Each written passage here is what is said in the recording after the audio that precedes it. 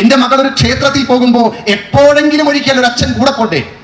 എന്റെ മകൾക്ക് ചോദിക്കാനും പറയാനും ഒരു പുരുഷന്റെ ഇരുമ്പുലക്ക പോലെയുള്ള കൈത്തണ്ടയുള്ള ഒരു പുരുഷന്റെ തുണയുണ്ട് എന്റെ മകൾക്ക് എന്ന് സമൂഹത്തെ ബോധ്യപ്പെടുത്തണ്ടേ? ഈ കടികൻ കണ്ടുകൾ വട്ടമിട്ട് പറക്കുന്ന വർത്തമാനകാലത്തിൽ നമ്മുടെ കുഞ്ഞുങ്ങൾക്ക് സുരക്ഷിതത്വം കൊടുക്കേണ്ട ജനകന്റെ പിന്തലമുറയിൽപ്പെട്ട നമ്മുടെ അച്ഛന്മാർ എവിടെയാ? സീത എല്ലാവരോടും പറയുന്നത് എന്റെ അച്ഛൻ എന്നെ പഠിപ്പിച്ചിട്ടുണ്ട്, പത്നീധർമ്മം എന്റെ അച്ഛൻ പഠിപ്പിച്ചിട്ടുണ്ട്, മറ്റൊരു വീട്ടിൽ പോയാൽ എങ്ങനെ പെരുമാറണമെന്ന് എന്റെ അച്ഛൻ പഠിപ്പിച്ചിട്ടുണ്ട്, എന്റെ സാമൂഹ്യ വ്യക്തിത്വത്തെ കരുപിടിപ്പിച്ചത് എന്റെ അച്ഛനാണ്. അമ്മ എന്നൊരു വാക്ക് സീത പറഞ്ഞിട്ടില്ല. ജാനകി അച്ഛനെ കുറിച്ചാ പറഞ്ഞത്. ഈ അച്ഛൻ ഇന്നുണ്ടോ? കുശാഗ്രബുദ്ധിയും കർമ്മകുശലനുമായ ശ്രീരാമചന്ദ്ര മഹാപ്രഭു എങ്ങനെയാണ് ഒരു ധർമ്മമുഖ്യൻ, ഒരു രാജമുഖ്യൻ, ഒരു മുഖ്യമന്ത്രി, എങ്ങനെയാണ് ഒരു പ്രധാന സേവകൻ, ഒരു പ്രധാനമന്ത്രി, എങ്ങനെയാണ് അവരുടെ ഭരണമുഖ്യന്റെ ജീവിതവും സ്വഭാവവും എങ്ങനെയായിരിക്കണം എന്ന് ഭരതനെ പഠിപ്പിക്കുന്നുണ്ട്. അവതാരങ്ങളെല്ലാം കൊല്ലാനാണ് എന്നൊരിക്കലും നമ്മൾ കുഞ്ഞുങ്ങളെ പഠിപ്പിക്കരുത്. രാമൻ ജനിച്ചത് രാവണനെ കൊല്ലാനാണ് അത്രേ. കൃഷ്ണൻ ജനിച്ചത് കംസനെ കൊല്ലാനാണ്. ഓരോ അവതാരങ്ങളും കൊല്ലാനാണ് എന്ന് പഠിപ്പിച്ചാൽ തെറ്റായ ഒരു സന്ദേശമാണ് നമ്മുടെ കുഞ്ഞുങ്ങൾക്ക് കൊടുക്കുക. ഒരു അവതാരങ്ങളും ജനിച്ചത് കൊല്ലാനല്ല. എല്ലാ അവതാരങ്ങളുടെ ഉദ്ദേശം യഥാഹി ധർമ്മസ്യ ഗ്ലാനിർഭവതി ഭാരത, ധർമ്മ സംരക്ഷണമാണ് അവതാരങ്ങളുടെ ഉദ്ദേശം.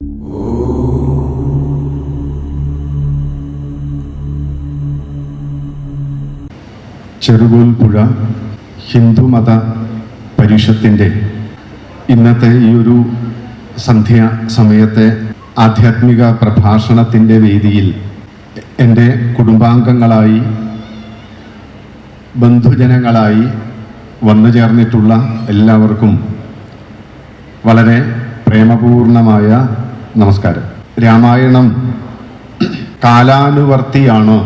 എങ്ങനെയാണ് രാമായണം കാലത്തിന് അനുഗുണമാകുന്നതും കാലാതിവർത്തിയും ഒക്കെ ആയിത്തീരുന്നത്? രാമായണത്തിൽ നിന്ന് വർത്തമാനകാലത്തിൽ നമ്മൾ ഓരോരുത്തരും അറിയേണ്ട, മനസ്സിലാക്കേണ്ട, സ്വീകരിക്കേണ്ട ജീവിത മൂല്യങ്ങൾ എന്തൊക്കെ? ഇതാണ് പറയാൻ എൻ്റെ മനസ്സിലുള്ള വിഷയം. രാമായണം എല്ലാ കാലത്തും ജീവിക്കാൻ പറ്റുന്ന തരത്തിൽ ഒരു സമൂഹ മനസ്സിനെ രൂപീകരിക്കുന്ന മഹത്തായ ഒരു ജീവിതാദർശം പ്രദാനം ചെയ്യുന്ന, ശാശ്വതമായ ജീവിത മൂല്യങ്ങളെ സമൂഹത്തിന് സംഭാവന ചെയ്യുന്ന അമൂല്യമായ ഒരു ഗ്രന്ഥമാണ്. ഭഗവാൻ ശ്രീരാമചന്ദ്ര മഹാപ്രഭുവിൻ്റെ ജീവചരിത്രമാണ്. ആ ജീവചരിത്രം കാലം എത്ര മാറിയാലും എല്ലാ കാലത്തും ആ ജീവചരിത്രത്തിന് പ്രാധാന്യമുണ്ട്, കാലികമായ പ്രസക്തിയുമുണ്ട്. എന്തുകൊണ്ടാണ് പ്രസക്തി ഉണ്ടാകുന്നത് എന്ന് ചോദിച്ചാൽ, വേദതത്വമാണ് രാമായണത്തിലൂടെ പറയാൻ ഋഷി ഉദ്ദേശിച്ചത്. വൈദികമായ ജീവിത തത്വങ്ങളെയാണ്, വേദത്തിൻ്റെ പരമമായ സാരത്തെയാണ് രാമായണത്തിലൂടെ ഭാരത ഋഷി നമുക്ക് സമ്മാനിച്ചത്. അഗാധവും അപാരവും അത്ഭുതവും ഒക്കെ ആയിട്ടുള്ള വേദം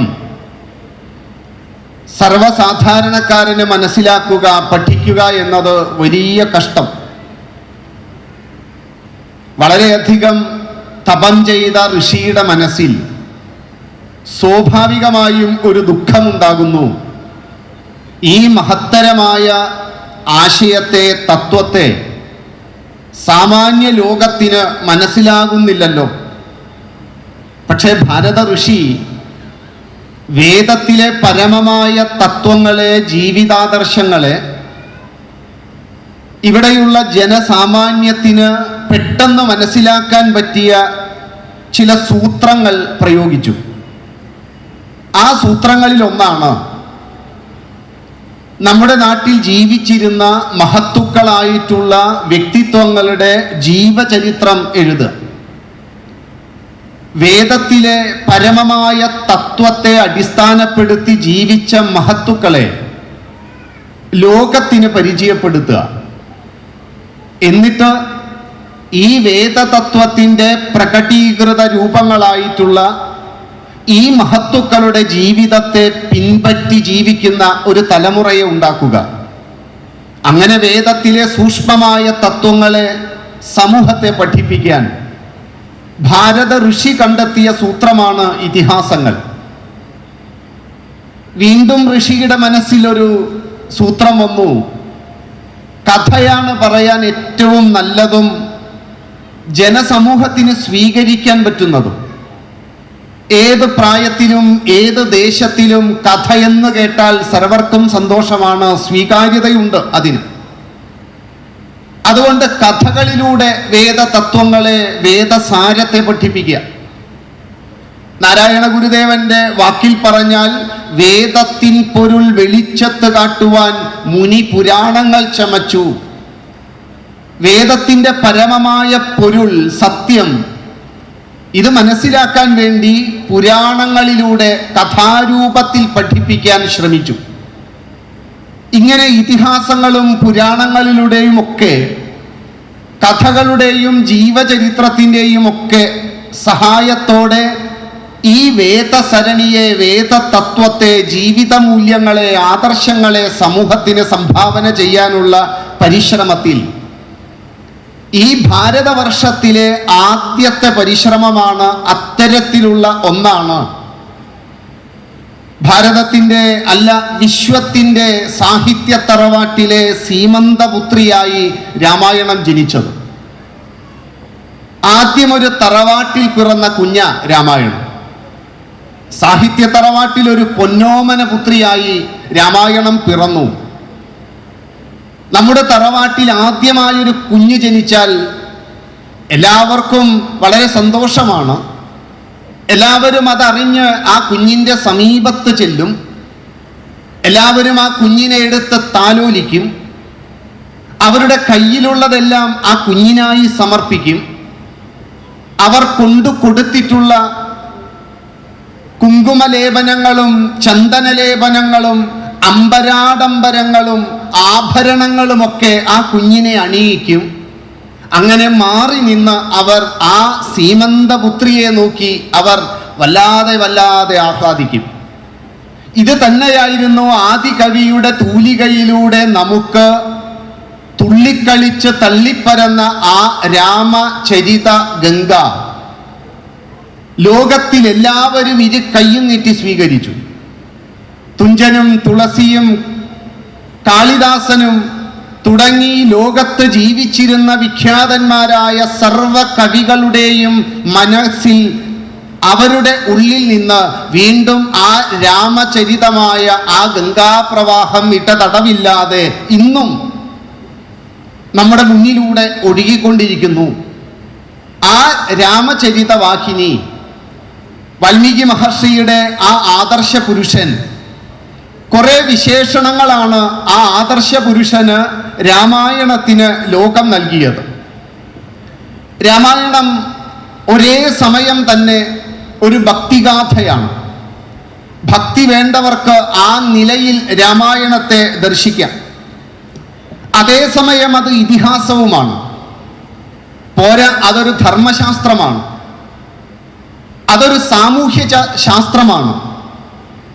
കൗടുംബിക നിയമങ്ങൾ, കുടുംബ നിയമങ്ങൾ എഴുതി വച്ച ഒരു നിയമഗ്രന്ഥമാണ്. രാജ്യ രാഷ്ട്ര ഭരണ സംവിധാനത്തെ, രാജനൈതിക രംഗത്തെ പരിശോഭിക്കാൻ പറ്റിയ ഗ്രന്ഥമാണ്. ഇങ്ങനെ രാമായണത്തിൻ്റെ വിശേഷണങ്ങൾ നമുക്ക് സാമാന്യമൊക്കെ രാമായണത്തെ പരിചയപ്പെടുമ്പോൾ ഉള്ളിലേക്ക് ഓടി വരുന്ന ചിന്തകളാണ്. പോരാ, രാമായണം ആദികാവ്യമാണ്, സർവരസ സമ്പൂർണമായിട്ടുള്ള മഹാകാവ്യം. ഗാന്ധാരകാമ്പോജം പാടി പ്രചരിച്ച പാട്ടുകഥ, ഭാരതവർഷത്തിലെ ആദ്യത്തെ ദേശീയ ഗാനം, ആദികവിയുടെ ആദർശ പുരുഷന്റെ ജീവചരിത്രം, ആ നരശാർദൂലന്റെ ജീവിത കഥ.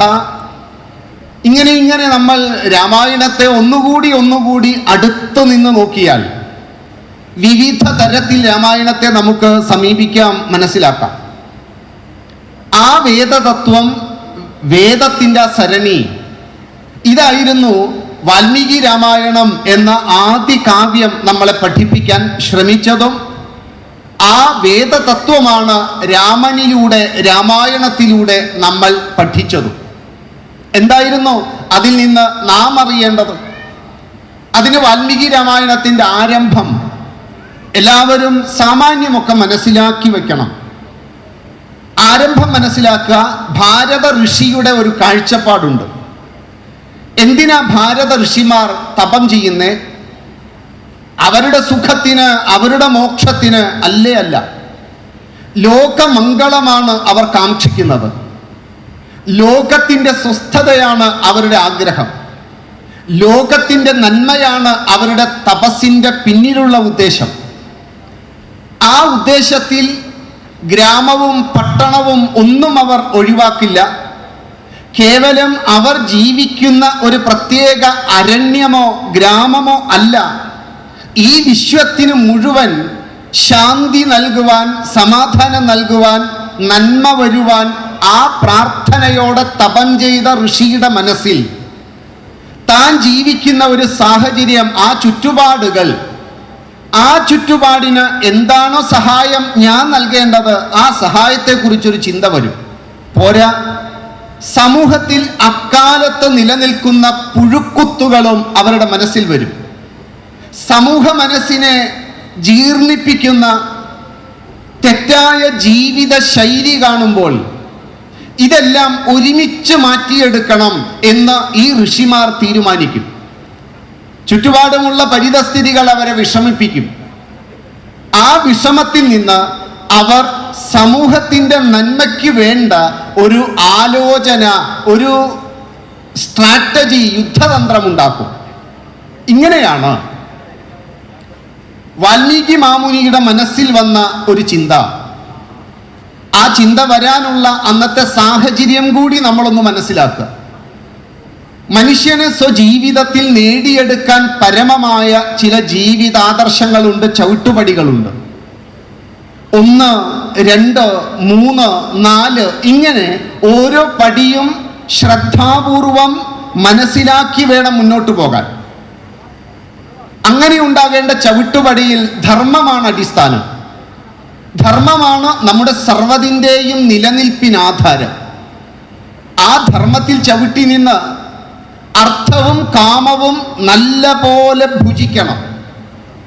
ഒന്നിലും കുറവ് വരുത്തരുത് എന്നതാണ് ഋഷിവാക്യം, എന്നതാണ് വേദവാക്യം. എന്നുള്ളത് കൊണ്ട് അർത്ഥം നല്ലപോലെ ഉണ്ടാക്കുക. പണം, കോടി കോടി പണത്തിൻ്റെ ആളുകളായിരിക്കണം നമ്മൾ. പോരാ, എന്തൊക്കെ ആഗ്രഹങ്ങളുണ്ടോ ധാർമ്മികമായി അതിനെല്ലാം ഭുജിക്കണം. ഒന്നും ഒഴിവാക്കി വിടരുത്. ഈ ശരീരം സ്വീകരിച്ച ആ കാലത്ത് തന്നെ ശരീരം വർജിക്കുന്നതിന് മുൻപ്, ത്യജിക്കുന്നതിന് മുൻപ്, ഇല്ലാതാകുന്നതിന് മുൻപ് എന്തൊക്കെ ആഗ്രഹങ്ങളുണ്ടോ അത് ധാർമ്മികമായി അതിനെയെല്ലാം ഭുജിക്കണം. എന്നിട്ട് പരമമായ ജീവിതത്തിൻ്റെ ആ തത്വസാക്ഷാത്കാരത്തിലേക്ക്, പരമപദത്തിലേക്ക്, മോക്ഷപ്രാപ്തിയിലേക്ക് എത്തിച്ചേരണം. ഇതൊരു ജീവിത ലക്ഷ്യമാണ്. ഇതൊരു ജീവിത വീക്ഷണമാണ്. പുരുഷാർത്ഥം എന്ന് പറഞ്ഞാൽ മനുഷ്യൻ ആവശ്യമുള്ളത് എന്നാണ്. അപ്പോൾ സ്ത്രീക്കോ ഇവിടെ പുരുഷ ശബ്ദം മനുഷ്യവംശത്തിന് വേണ്ടി മാത്രമാണ്. ഇത് മൃഗങ്ങൾക്കില്ല. മൃഗങ്ങൾക്ക് ധർമ്മം എന്ന ചവിട്ടുപടിയൊന്നും വേണ്ട. പക്ഷെ മനുഷ്യനതല്ല. മനുഷ്യനത് ആവശ്യമുണ്ട്. ഇത് ആവശ്യമുള്ളത് കൊണ്ട് മനുഷ്യൻ ഓരോ തലത്തിലും ഭംഗിയായി മനസ്സിലാക്കി മുന്നോട്ട് പോകണം. ഇവിടെ ഭരിക്കുന്ന ഭരണാധികാരി വഴിതെറ്റിയാൽ സർവ്വതും വഴിതെറ്റും. ഭരണാധികാരിയുടെ ജീവിതത്തിൻ്റെ ശുദ്ധതയാണ്, തപസ്സാണ് സമൂഹത്തെ സ്വാധീനിക്കുക. ഭരണവർഗത്തിന് ഇങ്ങനെ ആകാമെങ്കിൽ ഞങ്ങൾക്കും ഇങ്ങനെ ആയിക്കൂടെ എന്ന് സാമാന്യ പൊതുസമൂഹം ചിന്തിക്കും.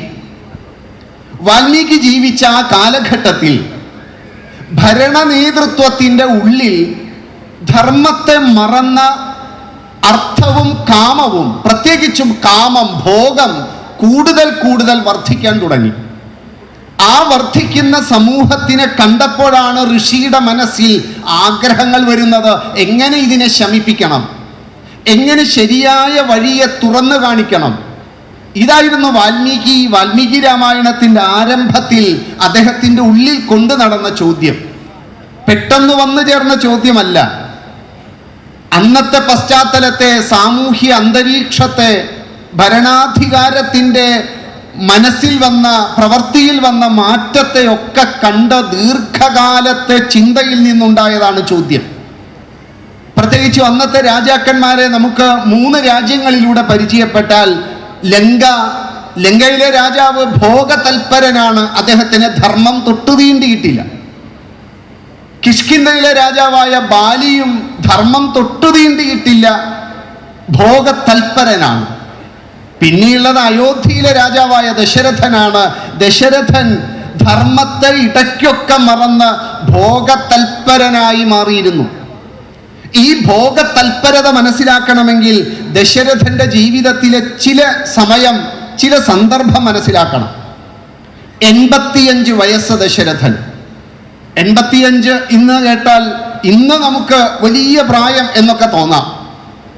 ആ വൃദ്ധ കാമുകൻ എന്നാണ് വാൽമീകി ദശരഥനെ ആ സന്ദർഭത്തിൽ വിളിച്ചത്. ആ സന്ദർഭത്തിലാണ്, ചില പ്രത്യേക സന്ദർഭത്തിൽ ഒരു വാക്ക് വിളിച്ചാൽ അത് പൊതുജീവിതത്തിൽ എന്നും ഉപയോഗിക്കാനുള്ളതല്ല. അദ്ദേഹം ഒരു വൃദ്ധ കാമുകനാണ്. 85 വയസ്സ്. മകനായ രാമൻ രാജ്യഭരണത്തിന് യുവരാജാവാകുന്നു എന്ന കാര്യം തനിക്ക് ഏറ്റവും ഇഷ്ടപ്പെട്ട തൻ്റെ പ്രിയതമയായ ആ മോഹനാംഗിയുടെ സമീപത്ത് ചെന്ന് പറയുവാൻ വേണ്ടി കൈകേയിയുടെ അന്തഃപുരത്തിലേക്ക് ഓടിച്ചെല്ലുക. കൗസല്യയോടല്ല പറയാൻ പോകുന്നത്, കൈകേയിയോടാണ്. കൈകേയിയുടെ അന്തഃപുരത്തിൽ ചെന്നപ്പോൾ ദേവിയെ കണ്ടില്ല. ഇത്രകാലം അദ്ദേഹത്തിൻ്റെ വരവും കാത്തിരുന്ന കൈകേയിയെ ആദ്യമായി അന്തഃപുരത്തിൽ കണ്ടില്ല. ഉടനെ തോഴി പറഞ്ഞു, ദേവി ക്രോധാലയത്തിലാണ്. വേണമെങ്കിൽ നമുക്ക് സ്വീകരിക്കാവുന്ന ഒരു മാതൃകയാണ്. ദേഷ്യം വന്നാൽ ഗൃഹസ്ഥന് പ്രത്യേകമായി ഇരിക്കാൻ അന്നത്തെ കാലത്ത് വാൽമീകി രാമായണത്തിൽ ഒരു മുറിയുണ്ട്. ഇന്ന് നമുക്ക് പ്രെയർ റൂമൊക്കെ ഉണ്ടല്ലോ, സ്റ്റഡി റൂം ഉണ്ടല്ലോ. അതേപോലെ എല്ലാ വീട്ടിലും ആവശ്യമുണ്ട് ഒരു ക്രോധാലയം. ആവശ്യമുണ്ട്. ദേഷ്യം വന്നാൽ അതിൻ്റെ ഉള്ളിൽ പോയി ഇരിക്കുക. ശബ്ദമൊന്നും പുറത്തു വരാത്ത ഒരു നല്ല മുറിയാണെങ്കിൽ നല്ലതാ. കുഞ്ഞുങ്ങൾ കാണില്ലല്ലോ നമ്മുടെ വഴക്ക്, നമ്മുടെ വാക്ഷരങ്ങൾ.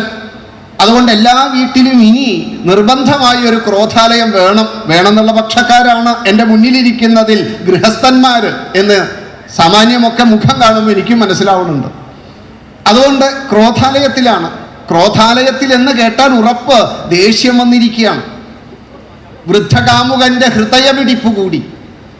ഓടിച്ചെന്നപ്പോൾ താഴെ വീണ ഒരു ചെറിയ ഒരു ഇല പോലെ, ഒരു മുല്ലവള്ളി താഴേക്ക് വീണാൽ എങ്ങനെയാണോ താഴേക്ക് കിടക്കുന്നത്, ഒരു മരക്കൊമ്പ് വെട്ടിയിട്ടാൽ താഴെ പതിച്ചതുപോലെ, ദേവലോകത്ത് നിന്ന് താഴെ വീണ ഒരു അപ്സരസിനെ പോലെ, അങ്ങനെ താഴെ കിടക്കുന്ന മുടിയൊക്കെ വിടർത്തി ഉലർത്തിയിട്ട് തൻ്റെ ആഭരണങ്ങളെല്ലാം വലിച്ചെറിഞ്ഞ് വെറും നിലത്ത് കിടക്കുന്ന തൻ്റെ പ്രിയതമയെ കണ്ടപ്പോൾ അദ്ദേഹത്തിൻ്റെ മനസ്സ് വല്ലാതെ വേദനിച്ചു.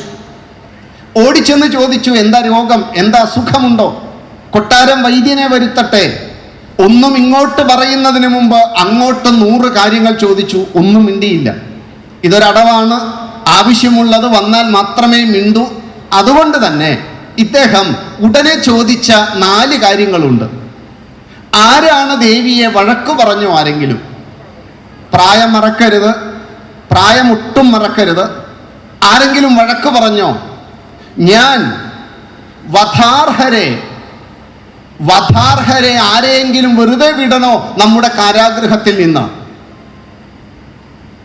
മനസ്സിലാക്കണം, ഒരു വൃദ്ധകാമുകൻ ധർമ്മം തെറ്റി ഭോഗതൽപരനാകുമ്പോൾ തൻ്റെ പ്രിയതമയ്ക്ക് വേണ്ടി ജയിലിലിട്ട് ഇരുഭാഗത്തിനും പറയാനുള്ളത് കേട്ട് തലമുടിനാഴിഴക്കി കീറി വിശകലനം ചെയ്ത് കുറ്റവാളിയാണെന്ന് ഉറപ്പുവരുത്തി ജയിലിലിട്ട ഒരാളെ ഞാൻ വെറുതെ വിടണോ?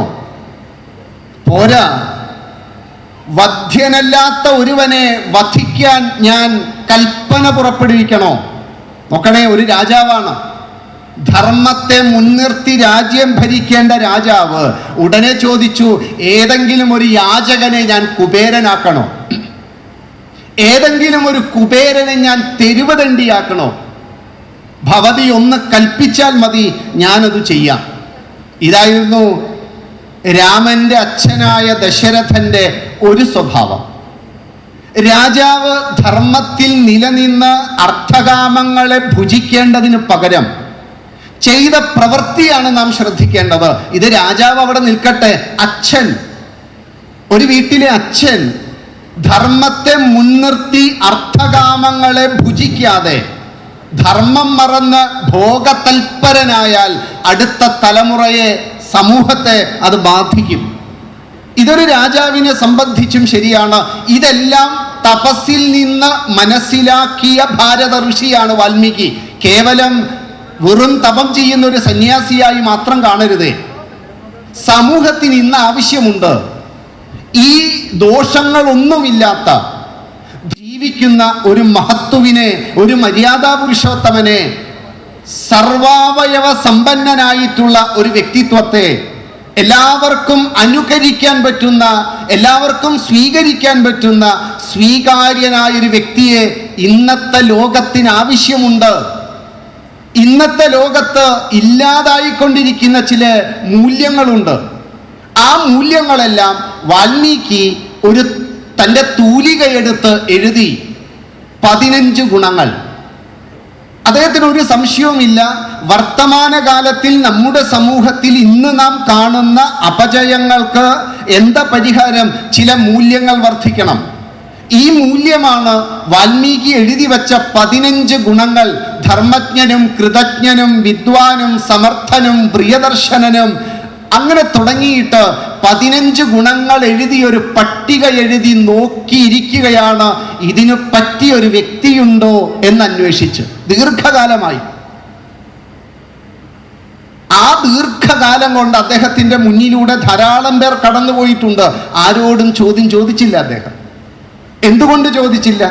ഇതിനുത്തരം വ്യക്തമായി തരാൻ പറ്റുന്ന ഒരു ഗുരുവിനെ നോക്കിയിരുന്നു. ആ ഗുരുവാണ് സാക്ഷാൽ നാരദ മാമുനി വന്നു ചേരുന്നു. മാമുനിയെ കണ്ട വഴിക്ക് തൻ്റെ ചോദ്യം ഉന്നയിച്ചു. സാമാന്യമുള്ള ആതിഥ്യമൊക്കെ കൊടുക്കുന്നതിന് മുൻപേ ആ ജിജ്ഞാസുവിൻ്റെ മനസ്സിൽ നിന്ന് ചോദ്യശരം നാരദ മാമുനിയുടെ ഹൃദയത്തിൽ വന്ന് തറച്ചു. ഇങ്ങനെ ഈ 15 ഗുണങ്ങൾ ഒരുമിച്ച് ചേർന്ന ഒരു മഹത്വ, ഒരു മര്യാദാ പുരുഷോത്തമൻ, സർവാവയവ സമ്പന്നനായിട്ടുള്ള ഒരു വ്യക്തിത്വം, സർവർക്കും പ്രിയങ്കരനായ ഒരു ആദർശമൂർത്തി. ഏതൊരു വ്യക്തിത്വത്തെ പിൻപറ്റിപ്പോയാലാണോ സമൂഹത്തിൻ്റെ മൂല്യങ്ങൾ നിലനിൽക്കുക, ആ മൂല്യങ്ങളുടെ ഒരു രൂപമുണ്ടോ? ചോദ്യം വ്യക്തമാണ്. സ്വാഭാവികമായി ഉത്തരം വ്യക്തമാകണമല്ലോ. ചോദ്യം ചോദിച്ച വാൽമീകി തപസ്വിയാണ്. അപ്പോൾ മറുഭാഗത്തുള്ളവൻ അതിലും കേമനായിരിക്കണ്ടേ? ആ കേമനെ വാൽമീകി രാമായണം മാത്രം നോക്കിയാൽ തപസ്വാധ്യായ നിരതൻ എന്നാണ് നാരദന് കൊടുത്തിട്ടുള്ള വാക്ക്. നമ്മുടെയൊക്കെ മനസ്സിൽ നാരദൻ ഇപ്പോഴും ഏഷണിക്കാരനും പരദൂഷണക്കാരനും ഒക്കെയാണ്. അമ്മ കുഞ്ഞുങ്ങളെ മടിയിൽ പിടിച്ചിരുത്തി നാരദനെ പഠിപ്പിച്ച് നമ്മൾ നാരദനെ ഒരു നിലയ്ക്കാക്കിയിട്ടുണ്ട്. ഇതെങ്ങനെ വന്നു ചേർന്നു? നമ്മൾ നമ്മുടെ പാരമ്പര്യത്തിലുള്ള ഗ്രന്ഥങ്ങളൊക്കെ പഠിക്കുന്നത് 3-4 പുസ്തകങ്ങളുടെ സഹായത്തോടു കൂടിയിട്ടാണ്. 1 ബാലരമ, 2 ബാലമംഗളം, പൂമ്പാറ്റ, അമർചിത്രകഥ. ഇതൊക്കെ വായിച്ച് നമ്മൾ രാമായണം പഠിച്ചു. ഇങ്ങനെ രാമായണം പഠിച്ചേ. അതുകൊണ്ട് തന്നെ നാരദൻ മൊത്തത്തിൽ കുഴപ്പക്കാരനാണ്. നാരദന്റെ പണി എടുക്കല്ലേ മക്കളെ എന്നും പറയും. നീ എന്തിനാ ഈ നാരദന്റെ പണി എടുക്കുന്നേ എന്ന് ഭർത്താവ് ഭാര്യയോട് ചോദിക്കും. പക്ഷേ സത്യത്തിൽ നാരദൻ ആരാ? വാൽമീകി രാമായണത്തിലെ ആദ്യത്തെ ശ്ലോകം മാത്രം ഒന്ന് ശ്രദ്ധിച്ചാൽ നാരദനെ മനസ്സിലാകും. തപസ്വാധ്യായ നിരതനാണ് നാരദൻ. തപസ്സിലും സ്വാധ്യായത്തിലും മുഴുകിയവനാണ് നാരദൻ. വാഗ്വിതാമരനാണ് നാരദൻ. വാഗ്മിയാണ് നാരദൻ. പഠിച്ചിട്ടുണ്ടെന്ന് മാത്രമല്ല, പഠിപ്പിക്കാനും അറിയുന്നവനാണ് നാരദൻ. സനത്കുമാര ശിഷ്യനാണ് നാരദൻ. സംഗീതകല അഭ്യസിച്ചവനാണ് നാരദൻ. പരമമായ തത്വത്തെ സ്വയം പഠിച്ച് ഒരു നരനെ നാരായണനാക്കി മാറ്റാൻ കഴിവുള്ളവനാ നാരദൻ. വാഗ്വിതാംബരൻ മാത്രമല്ല, വാക്യവിശാരദനാണ്, വാക്യകോവിദനാണ്, വാക്യജ്ഞനാണ് നാരദൻ. എന്തൊക്കെ അറിവുകൾ അന്ന് ലോകത്തുണ്ടോ അതെല്ലാം പഠിച്ച അറിവിൻ്റെ ഉന്നത ശിഖരം കീഴടക്കിയ വ്യക്തിത്വമാണ് നാരദൻ. ഈ ബഹുമാന്യ വ്യക്തിത്വത്തെയാണ് നമ്മൾ നിസാരമായി നമ്മുടെ കുഞ്ഞുങ്ങളുടെ മനസ്സിൽ പ്രതിഷ്ഠിച്ചത്. എന്തൊരു അപരാധമാണെന്ന് നോക്കൂ. തിരുത്തണ്ടേ നമുക്ക്? നമ്മുടെ ഉള്ളിൽ വന്നു ചേർന്ന ചില കഥകളെ നമുക്ക് തിരുത്തി മുന്നോട്ട് പോകണ്ടേ? തിരുത്തേണ്ട കാലമായി ഇന്ന്. എന്തൊക്കെയാണോ നമുക്ക് സംഭവിച്ചു പോയത് അതിനെ മനസ്സിലാക്കി നമ്മൾ തിരുത്തേണ്ടതിനെ തിരുത്തണം. അങ്ങനെ തിരുത്തുകയാണെങ്കിൽ ആദ്യം തിരുത്തേണ്ട ആള് നാരദനാണ്. നാരദനോടാണ് ചോദ്യം, ഇങ്ങനെ ഒരാളുണ്ടോ? നാരദൻ ചിരിച്ചിട്ട് പറയുന്ന ഒരു ഉത്തരമുണ്ട്. നിന്റെ ചോദ്യം വളരെ വലുതാണ്. ഇത്തരം ഒരാളോ 15 സദ്ഗുണങ്ങൾ ഒരുമിച്ച് ചേർന്ന ഒരു വ്യക്തിത്വമാണോ ചോദിക്കുന്നത്? ചോദ്യം വളരെ കഷ്ടം. പക്ഷേ അങ്ങനെ ഒരാളുണ്ട്. പക്ഷെ നീ പറഞ്ഞ 15 അല്ല കേട്ടോ, അതിൻ്റെ 4 ഇരട്ടി ഗുണങ്ങളുള്ള 66 ഗുണങ്ങളുള്ള ഒരു മര്യാദാ പുരുഷോത്തമന്റെ ജീവചരിത്രം ഞാൻ പറഞ്ഞു തരാം എന്ന് പറഞ്ഞ നാരദൻ രാമകഥ പറഞ്ഞു കൊടുക്കുകയാണ്. ഇക്ഷ്വാകു വംശപ്രഭവോ രാമോ നാമ ജനൈശ്രുത. ഇക്ഷ്വാകു വംശത്തിൽ ജനിച്ച് ദശരഥപുത്രനായ ദാശരഥി രാമൻ, അദ്ദേഹമാണ് 66 സദ്ഗുണങ്ങളുടെ മൂർത്തിയാണ് അദ്ദേഹം. എത്രയാ രാമന്റെ ഗുണം? 66. ഒരു പുസ്തകവും പേനയെടുത്ത് സാധിക്കുമെങ്കിൽ നമ്മൾ സ്വയം നമ്മളുടെ ചില ഗുണങ്ങളെ ഒന്ന് എഴുതണം. എത്ര ഗുണങ്ങളെ നമുക്ക് എഴുതി വെക്കാൻ പറ്റും? എന്നിട്ടും രാമൻ കുഴപ്പക്കാരനത്ര. ഇത്രയേറെ സദ്ഗുണങ്ങളുള്ള രാമൻ എന്ന ആദർശമൂർത്തിയുണ്ട്. ആ സദ്ഗുണങ്ങളുള്ള നരൻ നാരായണൻ അല്ലെങ്കിൽ പിന്നെ ആരാ? ഏതായാലും ചോദ്യങ്ങൾക്ക് ഉത്തരം കിട്ടി. ഉത്തരം കിട്ടിയാൽ ജിജ്ഞാസ ശമിച്ചു. ഇവിടെ ഒരു പ്രത്യേകതയുണ്ട്. വാൽമീകി രാമായണം എന്നല്ല, നമ്മുടെ എല്ലാ ഗ്രന്ഥങ്ങളും നമ്മളെ പഠിപ്പിക്കുന്ന ഒരു പഠന രീതിയുണ്ട്. ആ രീതി നമ്മൾ ഇവിടെ ശ്രദ്ധിച്ചോ? ഇവിടെ സത്യത്തിൽ ഭാരതത്തിൻ്റെ തനതായ വിദ്യാഭ്യാസത്തിൽ ചോദ്യം ചോദിക്കുന്നത് ആരാ ശരിക്കും? അധ്യാപകന് അല്ല, ഗുരുവ അല്ല, ശിഷ്യന്മാർ ചോദ്യം ചോദിക്കും. ആരോടാ ചോദ്യം? ഗുരുവിനോടാ ചോദ്യം. ഇന്ന് കുട്ടികൾ ക്ലാസ് മുറിയിലിരുന്ന് അധ്യാപികയോട് ചോദ്യം ചോദിക്കുമോ? നമ്മുടെ ഉപനിഷത്തുക്കൾ ഏതും എടുത്തു നോക്കൂ, എല്ലാ ഉപനിഷത്തുക്കളും ചോദ്യം ചോദിക്കുന്നത് ആരാ? വിപ്പലാദ മുനിയുടെ മുന്നിൽ പ്രശ്നോപനിഷത്ത് എന്നൊരൊറ്റ ഉപനിഷത്ത് പേര് പോലെ തന്നെ പ്രശ്നം ഉന്നയിക്കുന്ന ഉപനിഷത്താണ്. 6 പേർ ചുറ്റും നിന്ന് വിപ്പലാദ മുനിയുടെ മുഖത്ത് നോക്കി ചോദ്യങ്ങളാണ്. ഈ ചോദ്യങ്ങൾക്ക് ഗുരു ഉത്തരം പറഞ്ഞു കഴിഞ്ഞാൽ ഉപനിഷത്ത് തീർന്നു. കേനോപനിഷത്തുണ്ട്. കേന എന്തുകൊണ്ട്, ഇതൊക്കെ എന്തുകൊണ്ട് ഉണ്ടായി, എന്തിൽ നിലനിൽക്കുന്നു? കേന ശബ്ദം തന്നെ ചോദ്യമാണ്. ആ ഉപനിഷത്തും ചോദ്യങ്ങളാണ്. ഉത്തരം പറയുന്നതാരാ? ഗുരുവാണ്. കഠോപനിഷത്ത് എന്താ അതിന്റെ ഇതിവൃത്തം? നചികേതസ് എന്ന് പറയുന്ന 8 വയസ്സുള്ള കുഞ്ഞ് യമധർമ്മന്റെ ആലയത്തിൽ പോയി യമധർമ്മനോട് വാദപ്രതിവാദം നടത്തുകയാണ്. ചോദ്യം ചോദിക്കുന്നത് ആരാ? ശിഷ്യനാണ്. ഉത്തരം പറയുന്നത് ആരാ? ഗുരുവാണ്. സർവവേദാർത്ഥ സംഗ്രഹം, സർവവേദത്തിൻ്റെയും സംഗ്രഹം, സർവ ഉപനിഷത്ത് സാരസർവസ്വം എന്ന് വിളിക്കുന്ന ഭഗവത്ഗീതയിൽ ചോദ്യം ചോദിക്കുന്നത് ആരാ? ശിഷ്യനായിട്ടുള്ള അർജുനനാണ്. ഉത്തരം പറയുന്നത് ആരാ? കൃഷ്ണനാ. ഭാരതീയ വിദ്യാഭ്യാസം ചോദ്യങ്ങൾ ചോദിച്ച് ഗുരുക്കന്മാരെ കൊണ്ട് ഉത്തരം പറയിപ്പിക്കുന്നതായിരുന്നു. ഇന്നോ ആധുനിക വിദ്യാഭ്യാസത്തിൽ ചോദ്യം ആര് ചോദിക്കും? ഉത്തരം ആര് പറയണം? ചോദ്യം ഒരാൾ ഉന്നയിക്കുന്നുവെങ്കിൽ അവനെ സർവവിധത്തിലുമുള്ള ജിജ്ഞാസ പിടികൂടിയിട്ടുണ്ട്.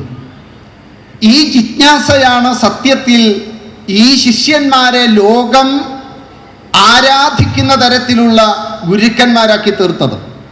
അതാണ് വിവേകാനന്ദനായത് ചോദ്യം ഉന്നയിച്ച. ഈ ചോദ്യം ഉന്നയിക്കാൻ എൻ്റെ മുന്നിൽ ഒരു ഗുരുവിനെ കിട്ടിയിരുന്നെങ്കിൽ ഞാൻ വിവേകാനന്ദനേക്കാളും മിടുക്കനാകുമായിരുന്നു എന്ന് പറഞ്ഞത് ഭാരതാംബയുടെ പ്രിയപുത്രൻ നേതാജി സുഭാഷ് ചന്ദ്രബോസാണ്. തൻ്റെ ബിരുദം കഴിഞ്ഞ് ലോകസഞ്ചാരത്തിന് സന്യാസത്തിൻ്റെ ആധ്യാത്മികതയുടെ ആ ഉണർവോടുകൂടി യാത്ര ചെയ്തതാണ് സുഭാഷ് ചന്ദ്രബോസ്. പക്ഷെ നല്ലൊരു ഗുരുവിനെ കിട്ടിയില്ല. ഇവിടെ ഭാരതത്തിൻ്റെ വിദ്യാഭ്യാസമാണ് വാൽമീകി രാമായണത്തിൻ്റെ ആരംഭം. ചോദ്യം ചോദിക്കുന്ന ശിഷ്യൻ, ഉത്തരം പറയുന്ന ഗുരു. ഗുരു പറഞ്ഞ ഉത്തരത്തെ നാം പിന്നീട് വന്ന നമ്മുടെ ഓരോ ഗ്രന്ഥങ്ങളും എടുത്തു നോക്കുക. രാമന് ചാർത്തിക്കൊടുത്ത 66 സദ്ഗുണങ്ങൾ പിന്നീട് വന്ന എല്ലാ ഗ്രന്ഥങ്ങളിലും ഈ ഗുണങ്ങൾ തന്നെയുള്ളൂ. ഭഗവത്ഗീതയിൽ 2-ാം അധ്യായം സാഖ്യയോഗത്തിൽ സ്ഥിതപ്രജ്ഞ ലക്ഷണം ചോദിക്കുന്നുണ്ട്. സ്ഥിതപ്രജ്ഞന്റെ ലക്ഷണം എന്താ ഭഗവാനെ എന്ന് അർജുനൻ. ഈ സ്ഥിതപ്രജ്ഞന്റെ ഗുണങ്ങളെ കുറിച്ച് ശ്രീകൃഷ്ണൻ പറഞ്ഞ ആ ഗുണങ്ങളെ ഒരു പേനയെടുത്തൊരു പേപ്പറിൽ ഒന്ന് എഴുതൂ, എന്നിട്ട് ശ്രീരാമചന്ദ്രന്റെ 66 ഗുണങ്ങളെ നാരദൻ പറഞ്ഞതും ഒരു വശത്തെഴുതൂ. 12-ാം അധ്യായമായ ഭക്തിയോഗത്തിൽ ഭക്തന്റെ ലക്ഷണം പറയുന്നുണ്ട് ശ്രീകൃഷ്ണൻ. ആ ഭക്തലക്ഷണത്തിൽ പറഞ്ഞ ഗുണങ്ങളൊക്കെ ഒന്ന് എഴുതൂ. എന്നിട്ട് നാരദമാമുനി ശ്രീരാമചന്ദ്ര മഹാപ്രഭുവിന് ചാർത്തിക്കൊടുത്ത 66 സദ്ഗുണങ്ങളെ ഒന്ന് എഴുതൂ. എന്നിട്ടൊന്ന് താരതമ്യം ചെയ്യൂ. 16-ാം അധ്യായമായിട്ടുള്ള ദൈവാസുര സമ്പദ് വിഭാഗ യോഗത്തിൽ ദൈവിക ഗുണങ്ങളെ കുറിച്ച് വിശദീകരിക്കുന്നുണ്ട് ഭഗവാൻ. ആ ഗുണങ്ങളെ മുഴുവൻ ഒന്ന് എഴുതിയിട്ട് വാൽമീകി മഹർഷി തൻ്റെ ആദർശ പുരുഷന് കാണിച്ചു തന്ന 66 സദ്ഗുണങ്ങളെ ഒന്ന് എഴുതൂ. ലോകത്ത് നിലനിന്നിരുന്ന സർവ മൂല്യങ്ങളുടെയും വിളനിലമാണ് ശ്രീരാമചന്ദ്ര മഹാപ്രഭു. ആ പ്രഭുവിനെയാണ് വാൽമീകി ആദ്യത്തെ ഒരു അധ്യായത്തിലൂടെ നമ്മളെ പരിചയപ്പെടുത്തുന്നത്. സർവഗുണങ്ങളുടെയും വിളനിലമായ സർവ പുരുഷോത്തമനായ ആദർശമൂർത്തിയാണ് ശ്രീരാമൻ. അതുകൊണ്ട് രാമൻ എന്താണോ അന്നത്തെ കാലത്ത് നിലനിൽക്കേണ്ട മൂല്യം, അത് ധർമ്മമാണ്. രാജാധികാരത്തിന്റെ ഭോഗം കൊണ്ട് ധർമ്മത്തെ മറന്നുപോയ ആ കാലഘട്ടത്തിൽ ധർമ്മമൂർത്തിയെയാണ് ആവശ്യം. അതുകൊണ്ട് ആ ധർമ്മമൂർത്തിയെ നമ്മുടെ മുന്നിൽ പരിചയപ്പെടുത്തി. എന്നിട്ട് പറഞ്ഞു, ധർമ്മം ഒരു മനുഷ്യരൂപം പൂണ്ടാൽ എങ്ങനെയിരിക്കും? അത് രാമനായിരിക്കും. അത് എന്താണോ ധർമ്മം അത് രാമനാ. നിങ്ങൾക്ക് ധർമ്മത്തെക്കുറിച്ച് എന്തെങ്കിലും സംശയം വന്നാൽ ഉടനെ തന്നെ രാമൻ എന്ത് ചെയ്തു എന്ന് നോക്കുക. എന്നിട്ട് വർത്തമാനകാലത്തിനനുസരിച്ച് അത് ചെയ്യുക. അന്നത്തെ നിയമം ഇന്ന് മുഴുവൻ സ്വീകാര്യമല്ല. ഇത്തരം സ്മൃതി ഗ്രന്ഥങ്ങൾ നമ്മൾ പഠിക്കുമ്പോൾ അന്നത്തെ നിയമം കേട്ട് ഇന്നെല്ലാം സാധ്യമല്ല. പക്ഷേ ശാശ്വത നിയമങ്ങളുണ്ട്. അന്നത്തെ കാലം മാറിയാലും മാറാത്ത ചില മൂല്യങ്ങളുണ്ട്. ആ കാലത്തെ ചില യുഗധർമ്മങ്ങളുണ്ട്. അത് ആ യുഗത്തിൻ്റെതാണ്. അത് ഈ യുഗത്തിൽ അപ്ലിക്കബിൾ അല്ല, സ്വീകരിക്കാൻ പറ്റുന്നതല്ല. ഈ വകതിരിവോടുകൂടി വേണം രാമായണത്തിലെ മൂല്യങ്ങളെ പഠിക്കാൻ. അല്ലാതെ അന്നത്തെ ഏതെങ്കിലും ഒരു പ്രത്യേക കഥാസന്ദർഭത്തെ എടുത്ത് അത് ഇന്നത്തെ കാലത്ത് അത് സാധ്യമല്ല. കാരണം അത് യുഗധർമ്മമാണ്, ശാശ്വത മൂല്യമല്ല. ശാശ്വത മൂല്യങ്ങൾ ഇന്നും എന്നും പ്രസക്തമാണ്. അതുകൊണ്ട് രാമായണം കാലാനുവർത്തിയാണ്, കാലാതിവർത്തിയാണ്. ത്രികാലങ്ങളിലും അതിൻ്റെ മൂല്യങ്ങൾ നിലനിൽക്കുന്നതാണ് എന്ന് പറയുന്നത്. ഇത് മനസ്സിലാക്കിയിട്ട് രാമനെ നാം മനസ്സിലാക്കണം. രാമൻ ധർമ്മത്തിൻ്റെ വിഗ്രഹമാണ്. ധർമ്മവിരുദ്ധമായി അർത്ഥം വന്നാൽ രാമൻ അതിനെ ത്യജിക്കും. നോക്കൂ, നമുക്ക് ചിന്തിക്കാൻ പറ്റുമോ? നാളെ രാവിലെ നീ വലിയ ഒരു രാജ്യത്തിൻ്റെ അധിപനാണ്. രാമൻ അന്ന് രാത്രി കിടന്നുറങ്ങുന്നു.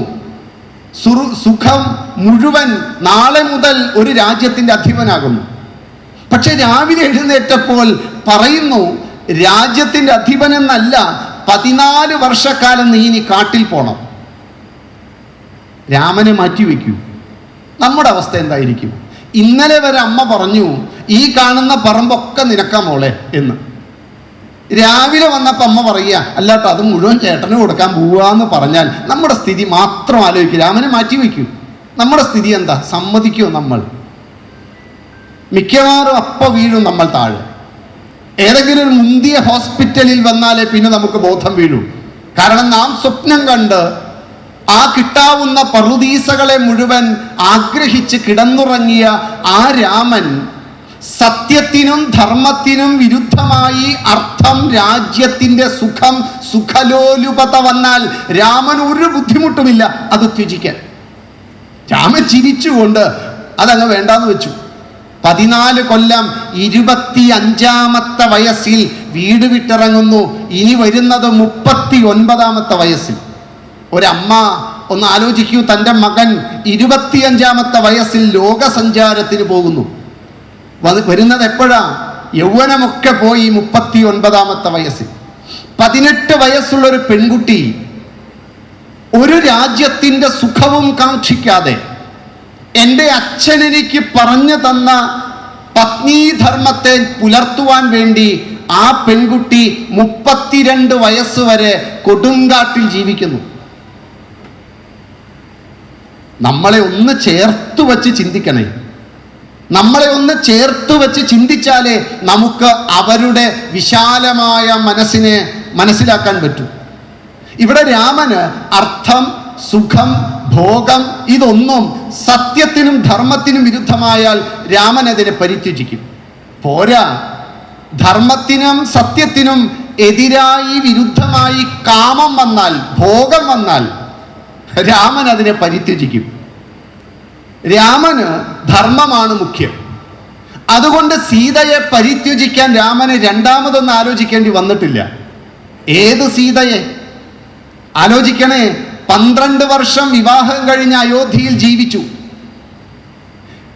14 വർഷത്തിൽ 1 വർഷം രാവണന്റെ ഉദ്യാനത്തിലായിരുന്നെങ്കിൽ 13 വർഷം വാനപ്രസ്ഥ ധർമ്മമായി കൂടെ ജീവിച്ചു. 25 വർഷം ഈ തുടുത്ത യൗവനത്തിൽ രാമനും സീതയും ഒരുമിച്ച് ജീവിച്ചു. പക്ഷെ രാമൻ പ്രജാതന്തുക്കളെ നിലനിർത്താൻ വേണ്ടി മാത്രമേ തൻ്റെ ഗൃഹസ്ഥാചരണം ചെയ്തിരുന്നുള്ളൂ. വാനപ്രസ്ഥത്തിന് പോകുമ്പോൾ വാനപ്രസ്ഥമാണ് നമ്മൾ സ്വീകരിച്ചിട്ടുള്ളത്, അതുകൊണ്ട് നമുക്ക് ഗൃഹസ്ഥാശ്രമമല്ല എന്ന് ഈ ആൺകുട്ടിക്കും പെൺകുട്ടിക്കും നല്ല ബോധ്യമുണ്ടായിരുന്നു. അതുകൊണ്ട് തന്നെ നമ്മളൊന്ന് ആലോചിച്ച് നോക്കൂ, നമ്മളൊക്കെ ഒരു 14 കൊല്ലം ഗൾഫിൽ പോയി എന്ന് വിചാരിക്കട്ടെ, അല്ല വേണ്ട കാട്ടിൽ പോയി എന്ന് വിചാരിക്കട്ടെ, തിരിച്ചു വരുമ്പോൾ 2 ഒക്കത്ത് എന്തായാലും ഉണ്ടാവില്ലേ? ഇല്ലേ? രാമന്റെ ഒക്കത്തെ ഒരു 2 സീതയുടെ ഒക്കത്തെ ഒരു 2 ഉണ്ടാകണമായിരുന്നില്ലേ? രാമൻ സത്യത്തിനും ധർമ്മത്തിനും എതിരായി ഭോഗം വന്നാലും കാമം വന്നാലും രാമന് പരിത്യജിക്കാൻ ഒരു ബുദ്ധിമുട്ടുമില്ല. കാരണം രാമൻ ധർമ്മമൂർത്തിയാണ്. ധർമ്മത്തെയാണ് വാൽമീകി നമ്മുടെ മുന്നിൽ ചൂണ്ടിക്കാണിച്ചത്, ധർമ്മത്തിന്റെ പ്രതിപുരുഷനെയാണ് കാണിച്ചതെന്നത്. അതുകൊണ്ട് രാമന് വാൽമീകി കൊടുക്കുന്ന വിവരണം നാം മറക്കരുത്. രാമോ വിഗ്രഹവാൻ ധർമ്മ. ആരാ പറയുന്നേ? വാൽമീകിയെ പറയുന്നേ. ആരെ കൊണ്ടാ പറയിപ്പിച്ചേ? മാരീചനെ കൊണ്ടാണ്. ഏത് മാരീചൻ? രാമന്റെ കയ്യിൽ നിന്ന് കിട്ടേണ്ടത് കിട്ടി, 2 പ്രാവശ്യം ജീവൻ രക്ഷപ്പെട്ട് ഇനി ഈ സ്വഭാവവും കൊണ്ട് നടന്നാൽ ഞാൻ ഒരിക്കലും ഇനി മുന്നോട്ട് പോകില്ലെന്ന് മനസ്സിലാക്കി അദ്ദേഹം പർണകുടീരം ആശ്രമം സ്ഥാപിച്ച് ആധ്യാത്മികമായി ജീവിക്കാൻ തയ്യാറെടുത്ത ആ മാരീചന്റെ സമീപത്തേക്കാണ് രാവണൻ വന്ന് പറയുന്നത്, അങ്ങ് ഗോദാവരി നദിയുടെ തീരത്ത് ഒരു സ്ത്രീരത്നം വന്നിരിപ്പുണ്ട്, രത്നം രാജാവിന് ചൂടാനുള്ളതാണ്, അതുകൊണ്ട് ആ സ്ത്രീരത്നത്തെ എനിക്ക് വേണം. എന്താ സ്ത്രീരത്നത്തിന്റെ പേര് എന്ന് ചോദിച്ചു മാരീചൻ. ഉടനെ പറഞ്ഞു സീത എന്നാണ് പേര്. അപ്പോഴേ ഉൾക്കിടിലമുണ്ടായി. ചോദിച്ചു, അവർക്ക് ഭർത്താവില്ലേ എന്ന് ചോദിച്ചു. ഉണ്ട്, രാമൻ എന്നാണ് പേര്. രാമനോ? കുറച്ചു നേരത്തേക്ക് മിണ്ടാട്ടം മുട്ടിപ്പോയി മാരീചൻ. എന്നിട്ട് മാരീചൻ തല ഉയർത്തി ചോദിക്കുന്ന കുറേ ചോദ്യങ്ങളുണ്ട്. അതിൻ്റെ സമാപനത്തിൽ മാരീചൻ പറയുന്ന ഉത്തരമാണ്, രാമോ വിഗ്രഹവാൻ ധർമ്മ സാധു സത്യപരാക്രമ രാജാ സർവസ്യ ലോകസ്യ ദേവാനാമിവ വാസവ. എടോ രാവണ, വാസവൻ ദേവന്മാർക്ക് എങ്ങനെയാണോ, ദേവേന്ദ്രൻ ദേവന്മാർക്ക് എങ്ങനെയാണോ, ദേവലോകാധിപനായ സാക്ഷാൽ ശചീപതി ദേവേന്ദ്രനെ പോലെയാണ് രാമൻ ലോകത്തിന്റെ മുഴുവൻ നാഥന. സത്യപരാക്രമനാണ്. നീ ലങ്കാനഗരിയിലെ കുറച്ചുപേരെ പേടിപ്പിച്ച് രാജാവായതല്ലേ രാമൻ. അതല്ല, ലോകത്തിൽ രാമന്റെ വീര്യം ഒരാൾ മനസ്സിലാക്കുമെങ്കിൽ രാമൻ അത്രയും ലോകം മുഴുവൻ രാമന്റെ അധീനത്തിലാണ്. രാജാ സർവസ്യ ലോകസ്യ, ഈ സർവലോകത്തിന്റെയും അധിപന രാമൻ. നീ ലങ്കയിലെ കുറച്ച് ആളുകളുടെ രാജാവല്ലടാ രാവണ. പക്ഷെ രാമനതല്ല, രാജാ സർവസ്യ ലോകസ്യ, സർവലോകത്തിന്റെയും രാജാവാണ്. ആ രാമൻ ധർമ്മം ഉടൽ പൂണ്ട മനുഷ്യൻ, ആ രൂപമാണ് രാമൻ. രാമോ വിഗ്രഹവാൻ ധർമ്മ, അതാ രാമൻ. അതുകൊണ്ട് രാമന് ഇതൊന്നും, ഈ കാമവും അർത്ഥവും രാമനെ തൊട്ട് തീണ്ടില്ല. രാമന് അതൊരു ബുദ്ധിമുട്ടുമില്ല. ധർമ്മമൂർത്തിയെ മനസ്സിലാക്കാതെ നമ്മുടെ മനസ്സിലുള്ള അർത്ഥ ഭോഗ ചിന്ത കൊണ്ട് ആ കാലിൽ പിടിച്ച് കെട്ടരുത് രാമനെ. രാമൻ ധർമ്മമാണ് രാമൻ. ആ രാമൻ, രാമായണം നമ്മെ പഠിപ്പിക്കുന്ന നിരവധി മൂല്യങ്ങളിൽ സുന്ദരമായൊരു മൂല്യം രാമനോട് ജനകൻ പഠിപ്പിക്കുന്നുണ്ട്. ജനകൻ രാമന് കൊടുക്കുന്ന ഒരു വലിയ ധർമ്മോപദേശമുണ്ട്. ആ ധർമ്മോപദേശം വാൽമീകി രാമായണം തന്നെ നമ്മൾ എടുത്തു വായിക്കണം. സീതാദേവിയെ ആ വലിയ ആ ത്രയംബകം, ആ വില്ല് കാണാൻ, ശൈവജാപം കാണാൻ വിശ്വാമിത്രന്റെ ഒപ്പം ചെന്നു രാമൻ. 1000 മല്ലന്മാർ ഒരു പേടകത്തിൽ എടുത്തു വെച്ച മഹത്തായ ഭാരമുള്ള ആ വില്ലിന്റെ മുന്നിൽ വന്ന് നിന്ന് രാമൻ അതിനെ കൗതുകം കൊണ്ട് നോക്കുമ്പോൾ ജനകൻ അടുത്തു വന്ന് പറയുന്നുണ്ട്, രാമ, ഈ പള്ളിവില്ലിന്റെ കഥ ഞാനൊന്ന് പറയാം, എന്നിട്ട് വേണം എടുത്തുയർത്താൻ. രാമനോട് പറഞ്ഞു, രാമ, വളരെ കാലങ്ങൾക്ക് മുൻപ് ഞാനൊരു യജ്ഞം ചെയ്തിരുന്നു, യാഗം ചെയ്തിരുന്നു. ആ യാഗത്തിന്റെ പരിസമാപ്തിയിൽ ആ യാഗസ്ഥലം മുഴുവൻ ഞാൻ ഉഴുതുമറിച്ചപ്പോൾ ഈ കരി തട്ടി എനിക്ക് ആ മണ്ണിൽ നിന്ന്, ഉഴവചാലിൽ നിന്നൊരു പെൺപൈതലിന്റെ കരച്ചിൽ കേട്ടാണ് ഞാൻ നോക്കിയത്.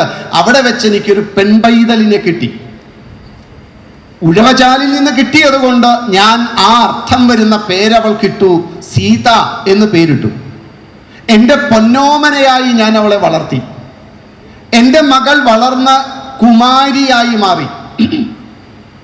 എൻ്റെ മകൾ വളർന്ന കുമാരിയായി കൗമാരത്തിലേക്ക് അവൾ കാലെടുത്തു വെച്ചു. അവൾ മോഹനാംഗിയാണ്, സുകുമാരാംഗിയാണ്.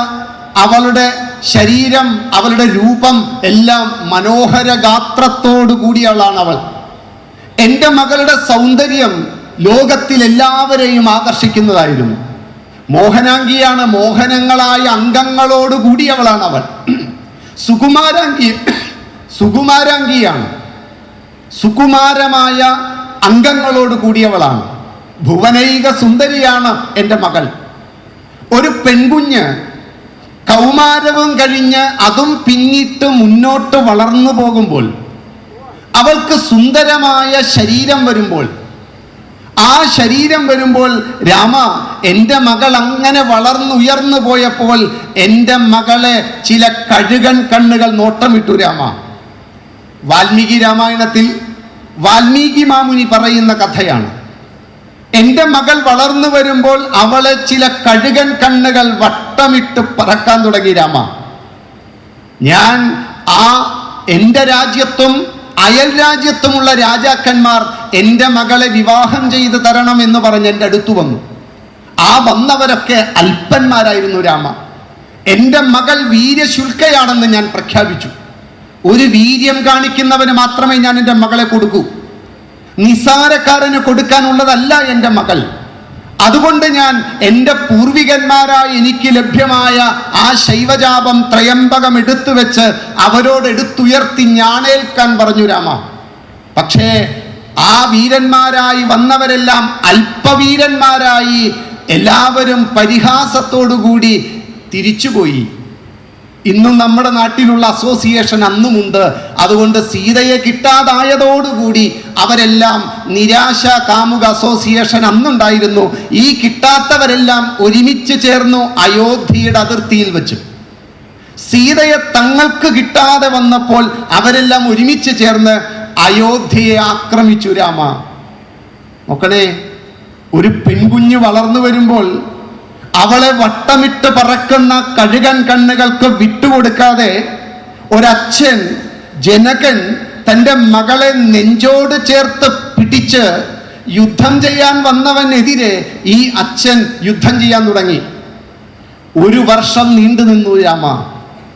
1 വർഷം നീണ്ടു നിന്നപ്പോൾ എൻ്റെ രാജ്യത്തിനെതിരെ അവർ ഉപരോധം ഏർപ്പെടുത്തി. ഒരു പെൺകുട്ടിയുടെ മാനം രക്ഷിക്കാൻ ഒരച്ഛൻ തുനിഞ്ഞിറങ്ങിയപ്പോൾ ഉപരോധം. നമ്മൾ കേട്ടിട്ടില്ലേ, പാലസ്തീനും ഇസ്രായേലും യുദ്ധം, ഉപരോധം. റഷ്യയും യുക്രൈനും യുദ്ധം, ഉപരോധം. ലോകത്തിലെ ആദ്യത്തെ ഉപരോധം വാൽമീകി രാമായണത്തിലാണ്, മിഥിലയ്ക്കെതിരാണ്. എന്തിനാ? ഒരു പെൺകുട്ടിയുടെ മാനം സംരക്ഷിക്കാൻ ഒരച്ഛൻ തുനിഞ്ഞിറങ്ങിയ ഐതിഹാസികമായ യുദ്ധമാണത്. എൻ്റെ മുന്നിലേക്ക് വന്നവർക്കൊന്നും വിട്ടുകൊടുക്കാതെ എൻ്റെ മകളെ ഞാൻ ചേർത്ത് പിടിച്ചു രാമ.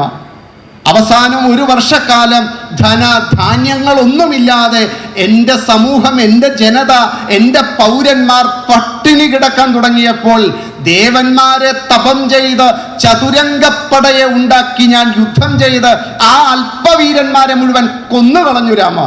എൻ്റെ മകളുടെ ചാരിത്രം ഞാൻ സംരക്ഷിച്ചു. വാൽമീകി രാമായണത്തിൽ നമ്മൾ ഇന്നത്തെ കാലത്തിൽ വായിച്ച് മനസ്സിലാക്കേണ്ട ഒരു ഭാഗമായത്. ഒരു പെൺകുട്ടി വീട്ടിൽ വളർന്നു വരുമ്പോൾ ആരാ പെൺകുട്ടിയെ സംരക്ഷിക്കണ്ടേ? അച്ഛൻ്റെ ധർമ്മമായത്. വാൽമീകി രാമായണത്തിൽ സീത എന്ന് കഴിഞ്ഞാൽ നമ്മൾ എപ്പോഴും വിളിക്കുന്ന ഒരു പേരുണ്ട്, ജാനകി എന്ന്. ആരാ ജാനകി? ജനകൻ ചേർത്തു പിടിച്ച മകളാണ്. പെൺകുഞ്ഞുങ്ങളോ ആൺകുഞ്ഞുങ്ങളോ കൗമാരത്തിനോട് ചേരുന്ന സമയത്ത് ആ കുഞ്ഞുങ്ങളെ സംരക്ഷിക്കേണ്ടത്, വളർത്തേണ്ടത്, കൊണ്ടു നടക്കേണ്ടത് അച്ഛൻ്റെ ധർമ്മമാണ്. ജനകൻ നമ്മളെ പഠിപ്പിക്കുന്നുണ്ട്, ജാനകി നമ്മളെ പഠിപ്പിക്കുന്നുണ്ട്. ഒരച്ഛനാണ് കുഞ്ഞുങ്ങളെ സംരക്ഷിക്കേണ്ടത്. അമ്മയാണോ? അല്ല,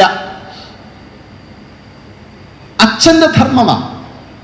ഇന്നൊരച്ഛൻ തൻ്റെ മകൾക്ക് 10ാം ക്ലാസ്സിലോ +1 +2 പഠിക്കുന്ന തൻ്റെ മകൾ, ഡിഗ്രിക്ക് പഠിക്കുന്ന തൻ്റെ മകൾ എന്നും യാത്ര ചെയ്യുന്ന ബസ്സിൽ അതേ സീറ്റിൽ തൻ്റെ മകളോടൊപ്പം ഇരുന്ന് ആഴ്ചയിലോ മാസത്തിലോ ഒരിക്കലെങ്കിലും ആ ബസ്സിലൊന്നും മകളോടൊപ്പം യാത്ര ചെയ്യുന്ന ഒരു അച്ഛനുണ്ടോ? ആ ബസ്സിലെ ജീവനക്കാരോടും സമൂഹത്തിനോടും ഈ അച്ഛൻ പറയണ്ടേ, എൻ്റെ മകൾക്ക് ചോദിക്കാനും പറയാനും ഒരു പുരുഷന്റെ തുണയുണ്ടെന്ന്? തൻ്റെ മകൾ ഒരു വസ്ത്രം വാങ്ങാൻ വസ്ത്രാലയത്തിൽ പോകുമ്പോൾ എപ്പോഴെങ്കിലുമൊക്കെ അച്ഛനൊന്ന് കൂടെ പോണ്ടേ? അമ്മ പോണം, പക്ഷെ അച്ഛനും കൂടെ പോണം. എൻ്റെ മകൾക്ക് ചോദിക്കാനും പറയാനും കരുത്തുള്ള ഒരു പുരുഷന്റെ തുണയുണ്ടെന്ന്. എൻ്റെ മകൾ ഒരു ഐസ്ക്രീം പാർലറിൽ പോകുമ്പോൾ, എൻ്റെ മകൾ ഒരു സിനിമ മൊബൈൽ റീചാർജ് ചെയ്യാൻ പോകുമ്പോൾ, എൻ്റെ മകൾ ഒരു ക്ഷേത്രത്തിൽ പോകുമ്പോൾ എപ്പോഴെങ്കിലും ഒരിക്കൽ ഒരു അച്ഛൻ കൂടെ പോണ്ടേ? എൻ്റെ മകൾക്ക് ചോദിക്കാനും പറയാനും ഒരു പുരുഷന്റെ ഇരുമ്പുലക്ക പോലെയുള്ള കൈത്തണ്ടയുള്ള ഒരു പുരുഷന്റെ തുണയുണ്ട് എൻ്റെ മകൾക്ക് എന്ന് സമൂഹത്തെ ബോധ്യപ്പെടുത്തണ്ടേ? ഈ കഴുകൻ കണ്ണുകൾ വട്ടമിട്ട് പറക്കുന്ന വർത്തമാനകാലത്തിൽ നമ്മുടെ കുഞ്ഞുങ്ങൾക്ക് സുരക്ഷിതത്വം കൊടുക്കേണ്ട ജനകന്റെ പിൻതലമുറയിൽപ്പെട്ട നമ്മുടെ അച്ഛന്മാർ എവിടെയാ? അതൊക്കെ നീ നോക്കിക്കോ, നിന്റെ മക്കളല്ലേ എന്ന് പറയുന്ന പഴയ ചൊല്ലില്ലേ, നിർത്തേണ്ട കാലം കഴിഞ്ഞു. അച്ഛൻ്റെ ധർമ്മമാ പെൺകുഞ്ഞുങ്ങളെ സംരക്ഷിക്കേണ്ടത്. എൻ്റെ മകൾ ബിരുദത്തിന് പഠിക്കുന്നു, കോളേജിൽ പോകുന്നു, അവൾ +2 പഠിക്കുന്നു. അവൾ, എൻ്റെ മകൾ ഈ മാസം 21 ദിവസം കോളേജിൽ പോയിരുന്നു. ഒരച്ഛൻ മാസത്തിലൊരിക്കൽ ഒരു കോളേജിൽ പോയിട്ട് എൻ്റെ മകൾ ഈ മാസം എത്ര ദിവസം കോളേജിൽ വന്നിട്ടുണ്ട്, അവളുടെ അറ്റൻഡൻസ് എനിക്കൊന്ന് അറിയണം എന്ന് ചോദിച്ചിട്ടുണ്ടോ? എൻ്റെ അച്ഛന് അതിനുള്ള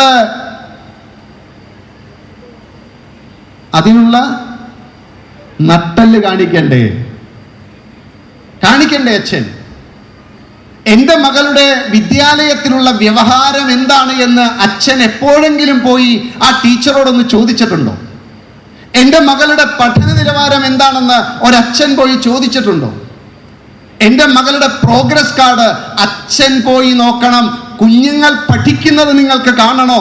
അച്ഛൻ പഠന കാര്യങ്ങളൊന്ന് ശ്രദ്ധിക്കാൻ തുടങ്ങൂ, കാണാം കുഞ്ഞുങ്ങൾ പഠിക്കുന്നത്. പാവം പിടിച്ച അമ്മ, മഹായുദ്ധമാണ് വീട്ടിൽ വൈകുന്നേരം. എന്തിന്റെ പേരിൽ? പഠിക്കി പഠിക്കി പഠിക്കി എന്ന് പറയുന്ന അമ്മ. അച്ഛൻ അത് പറയണ്ട, അച്ഛൻ നോക്കിയാൽ മതി. അച്ഛന് സമൂഹത്തിന്റെ കാപ്പട്യം അറിയാം, ആൺകുഞ്ഞുങ്ങളുടെ മനോവിചാരം അറിയാം, മനോഗതി അറിയാം. അവരുടെ കണ്ണിന്റെ കൃഷ്ണമണി ചലിച്ചാൽ അച്ഛനറിയാം. സമൂഹത്തിന്റെ കാപ്പട്യം അറിയുന്ന ഒരു അച്ഛൻ തൻ്റെ മകളെയും കൊണ്ടുപോയാൽ അവളുടെ ശരീരം മാറിയാൽ, അവളുടെ കണ്ണൊന്നു മാറിയാൽ അച്ഛന് മനസ്സിലാകും. അച്ഛനൊന്ന് നോക്കിയാൽ മതി. ഇവിടെ പേർപ്പെട്ട ആ പാരമ്പര്യമുള്ള നമ്മുടെ നാട്ടിലെ പരിപാലിക്കുന്ന പിതാവ് എവിടെ?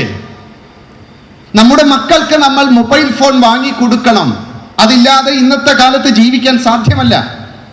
പക്ഷെ ആ മൊബൈൽ ഫോൺ വാങ്ങിക്കൊടുക്കുമ്പോൾ അവർക്ക് ഇൻബിൽഡ് അല്ലാത്ത രണ്ടെണ്ണം അതിലുണ്ട്. ജന്മനാ മൊബൈലിൽ ഇല്ലാത്ത ഫേസ്ബുക്കും വാട്സപ്പും അതിൻ്റെ സ്വഭാവമേ അല്ല. അത് നമ്മൾ ഉണ്ടാക്കിയതാണ്. ഉണ്ടാക്കി വന്നു ചേർന്നതിനോടൊരു ശ്രദ്ധ നല്ലതാണ് എപ്പോഴും. അതുകൊണ്ട് മൊബൈൽ ഫോൺ വാങ്ങിക്കൊടുക്കണം.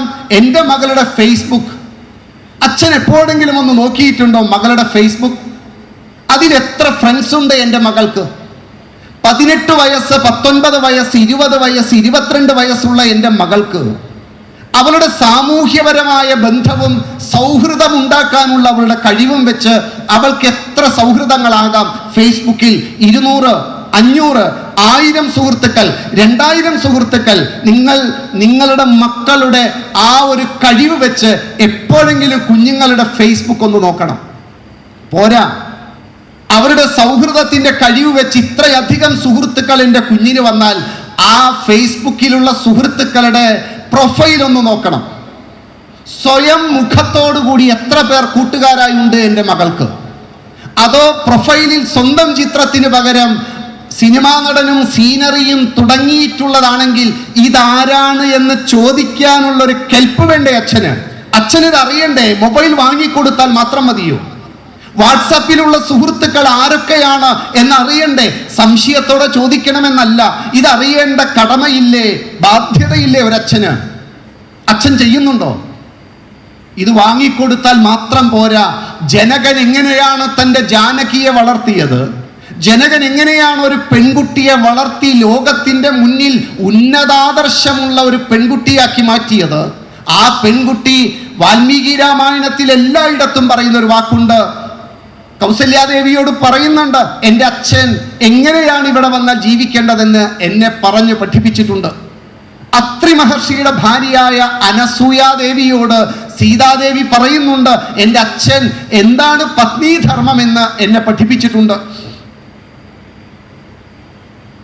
സീത എല്ലാവരോടും പറയുന്നത്, എൻ്റെ അച്ഛൻ എന്നെ പഠിപ്പിച്ചിട്ടുണ്ട്, പത്നീധർമ്മം എൻ്റെ അച്ഛൻ പഠിപ്പിച്ചിട്ടുണ്ട്, മറ്റൊരു വീട്ടിൽ പോയാൽ എങ്ങനെ പെരുമാറണമെന്ന് എൻ്റെ അച്ഛൻ പഠിപ്പിച്ചിട്ടുണ്ട്, എൻ്റെ സാമൂഹ്യ വ്യക്തിത്വത്തെ കരുപ്പിടിപ്പിച്ചത് എൻ്റെ അച്ഛനാണ്. അമ്മ എന്നൊരു വാക്ക് സീത പറഞ്ഞിട്ടില്ല. ജാനകി അച്ഛനെ കുറിച്ചാ പറഞ്ഞത്. ഈ അച്ഛൻ ഇന്നുണ്ടോ നമുക്ക്? വാൽമീകി രാമായണത്തിൽ വാൽമീകി ജനകനും ജാനകിയെയും ചേർത്ത് വെച്ച് പറയുന്ന നിരവധി കഥകളുണ്ട്. ആ ജാനകി എവിടെയാണ് തൻ്റെ ഭർത്താവിനൊരു വീഴ്ച വരുന്നത്, ആ ഭർത്താവിനെ സ്നേഹപൂർവം ശാസിക്കും. പാവം പിടിച്ച് ഒന്നും മിണ്ടാത്തൊരു പെൺകുട്ടിയായി സീതയെ കാണരുത് കേട്ടോ. വാൽമീകി രാമായണത്തിലെ സീത നല്ല ചീറ്റപ്പുലിയാണ്.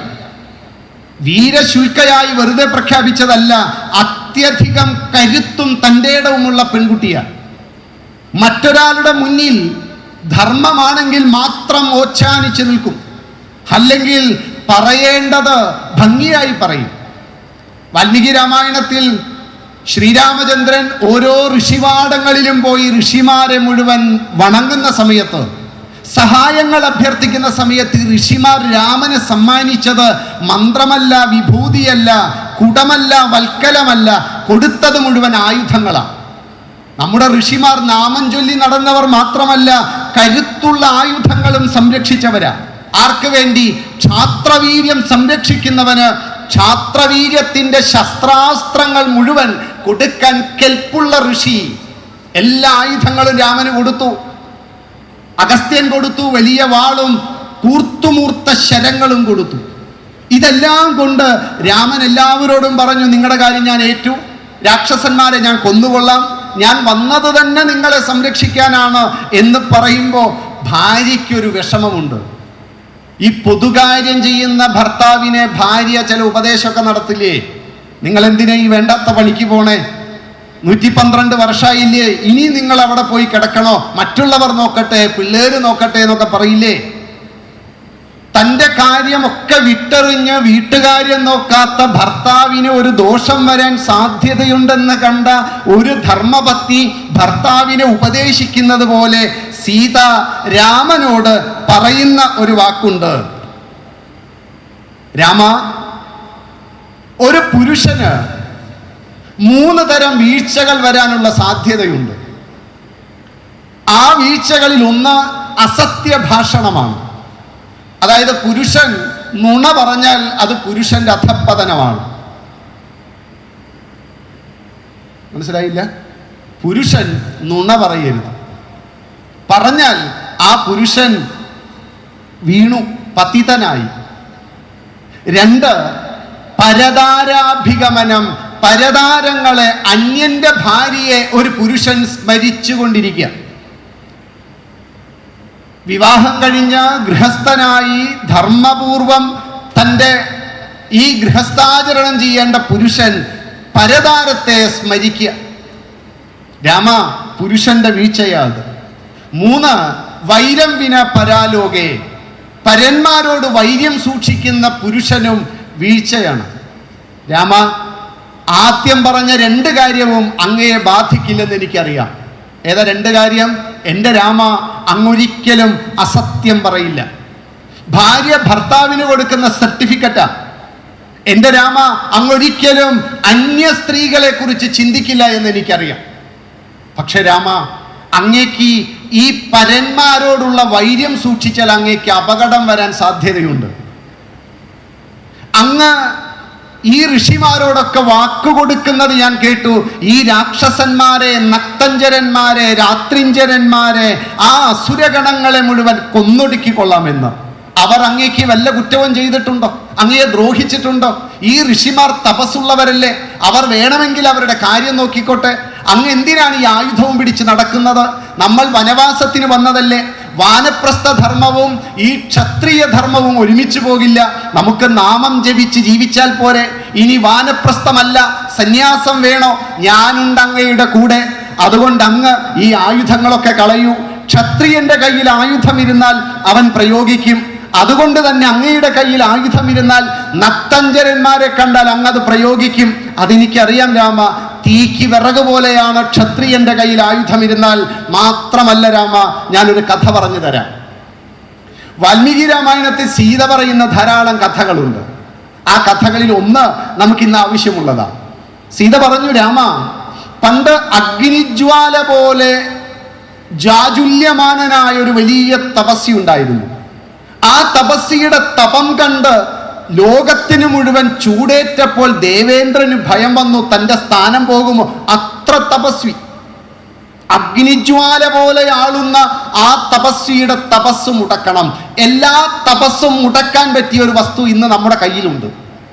അതേപോലെ ദേവേന്ദ്രൻ ഒരു വലിയ യോദ്ധാവിൻ്റെ വേഷമൊക്കെ കെട്ടി അദ്ദേഹം നേരെ ഈ തപസ്വിയുടെ സമീപത്ത് ചെന്ന് അദ്ദേഹത്തിൻ്റെ കയ്യിൽ നീണ്ട മൂർച്ചയുള്ള വിളങ്ങുന്ന ഒരു വാളെടുത്ത് കൊടുത്തിട്ട് പറഞ്ഞു, എൻ്റെ കയ്യിലുള്ള വാളാണ്, ഞാൻ ന്യാസമായി കടമായി ഏൽപ്പിക്കുന്നു, അങ്ങ് അത് കയ്യിൽ സൂക്ഷിക്കണം, ഒരാഴ്ച കഴിഞ്ഞ് വരാമേ. പാവം ഋഷി, ശരി, ഇവിടെ ഇരുന്നു കൊള്ളട്ടെ എന്ന് പറഞ്ഞു. ആ ഋഷി പിറ്റേ ദിവസം മുതൽ തൻ്റെ ധർമ്മപ്രവർത്തികൾ ചെയ്യാൻ വേണ്ടിയിട്ട് ആ ആശ്രമത്തിൽ നിന്ന് പുറത്തു കടന്നപ്പോൾ അദ്ദേഹത്തിനൊരു സംശയം, ഇതെന്നെ കടമായി ഏൽപ്പിച്ചതാണല്ലോ, ഞാൻ സംരക്ഷിക്കണ്ടേ.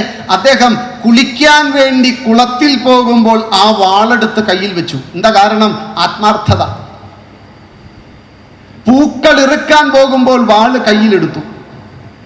പൂജയ്ക്കുള്ള മറ്റ് സാമഗ്രികൾ മുഴുവൻ സംഘടിപ്പിക്കാൻ ശ്രമിച്ചപ്പോഴും ആ വാള് കയ്യിലെടുത്തു.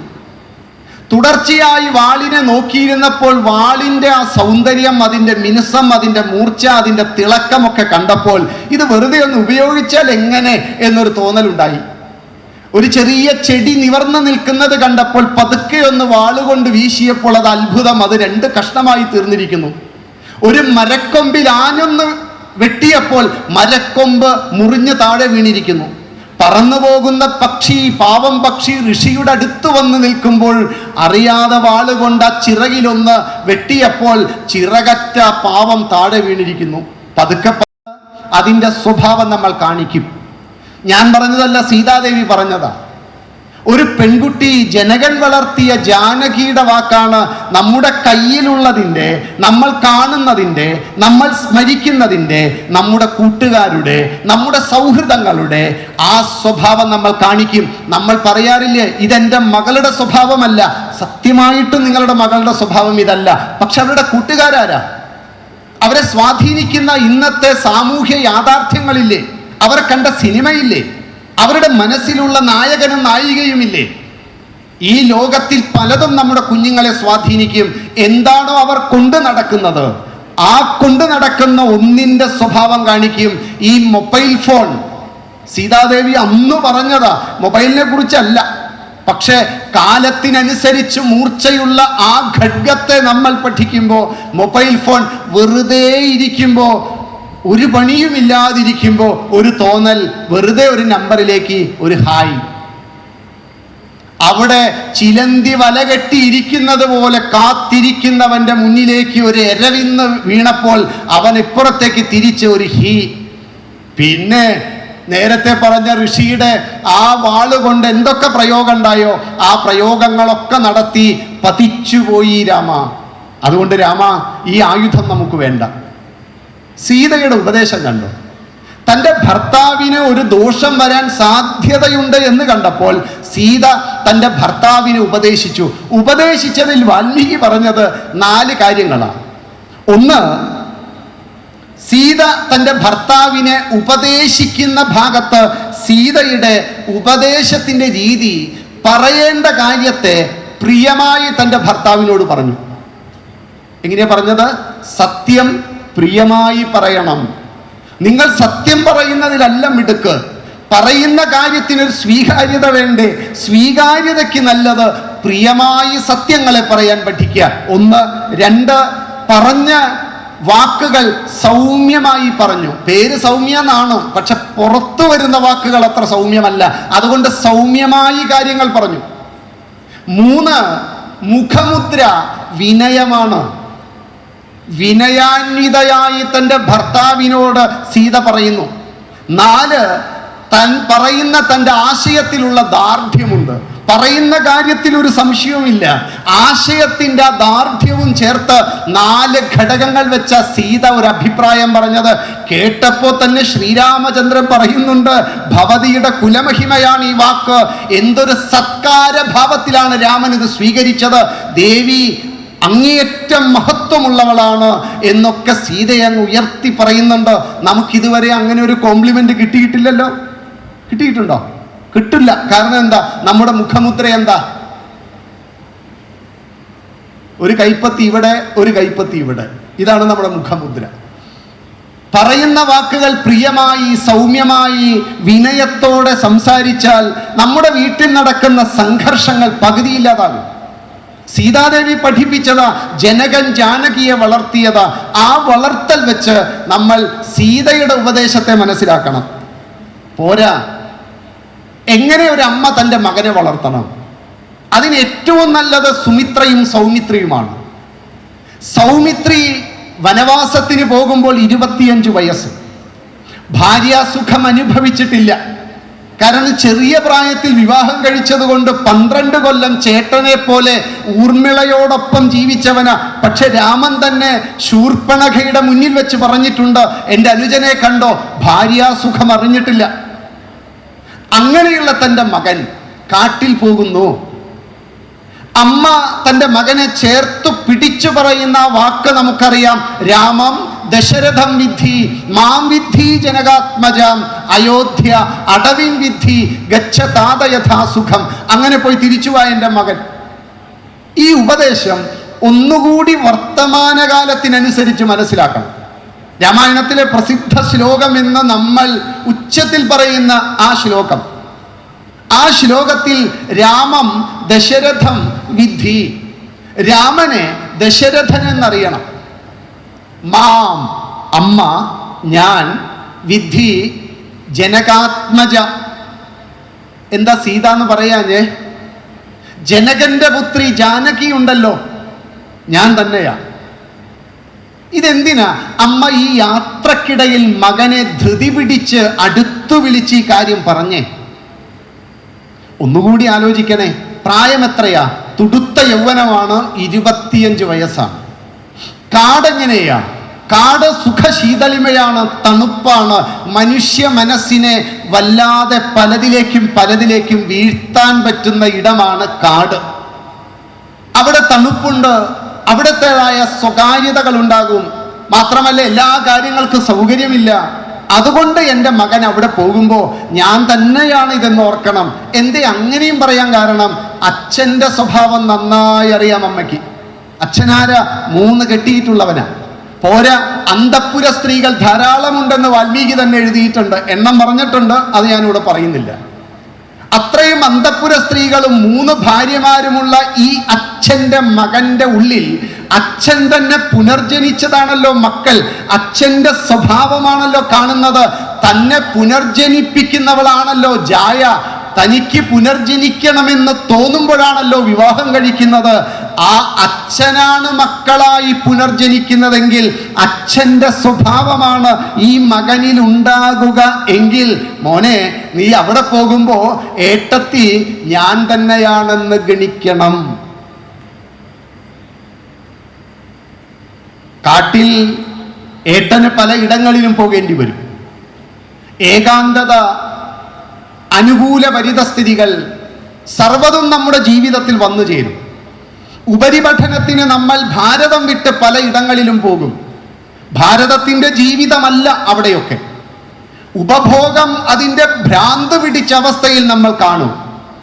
നമുക്കനുകൂലമായ അന്തരീക്ഷങ്ങൾ നിരവധി നമ്മുടെ ജീവിതത്തിൽ വന്നു ചേരും. അത്തരം സന്ദർഭങ്ങളിൽ മാം വിദ്ധി ജനകാത്മജ എന്ന ആ വാക്ക്, ആ മൃതസഞ്ജീവനി മന്ത്രം, ആർഷ സംസ്കൃതിയുടെ നമ്മളുടെ മൂല്യാധിഷ്ഠിത വിദ്യാഭ്യാസത്തിൻ്റെ ആ മന്ത്രവിപ്ലവം, ആ വിപ്ലവം മനസ്സിലുണ്ടാകണം. അതാണ് മാം വിദ്ധി ജനകാത്മജ.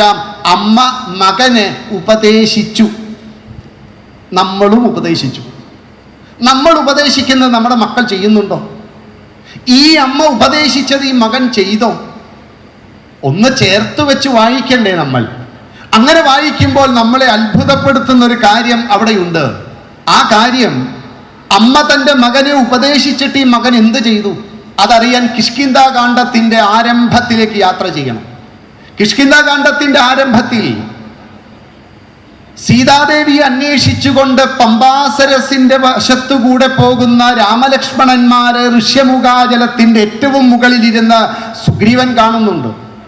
ആ സുഗ്രീവൻ വായുനന്ദനായിട്ടുള്ള, വാക്യജ്ഞനായിട്ടുള്ള ആ സൂക്ഷ്മനയനനെ, സാക്ഷാൽ അഞ്ജലീപുത്രനെ, പവനതനയനെ പറഞ്ഞു വിടുന്നുണ്ട്.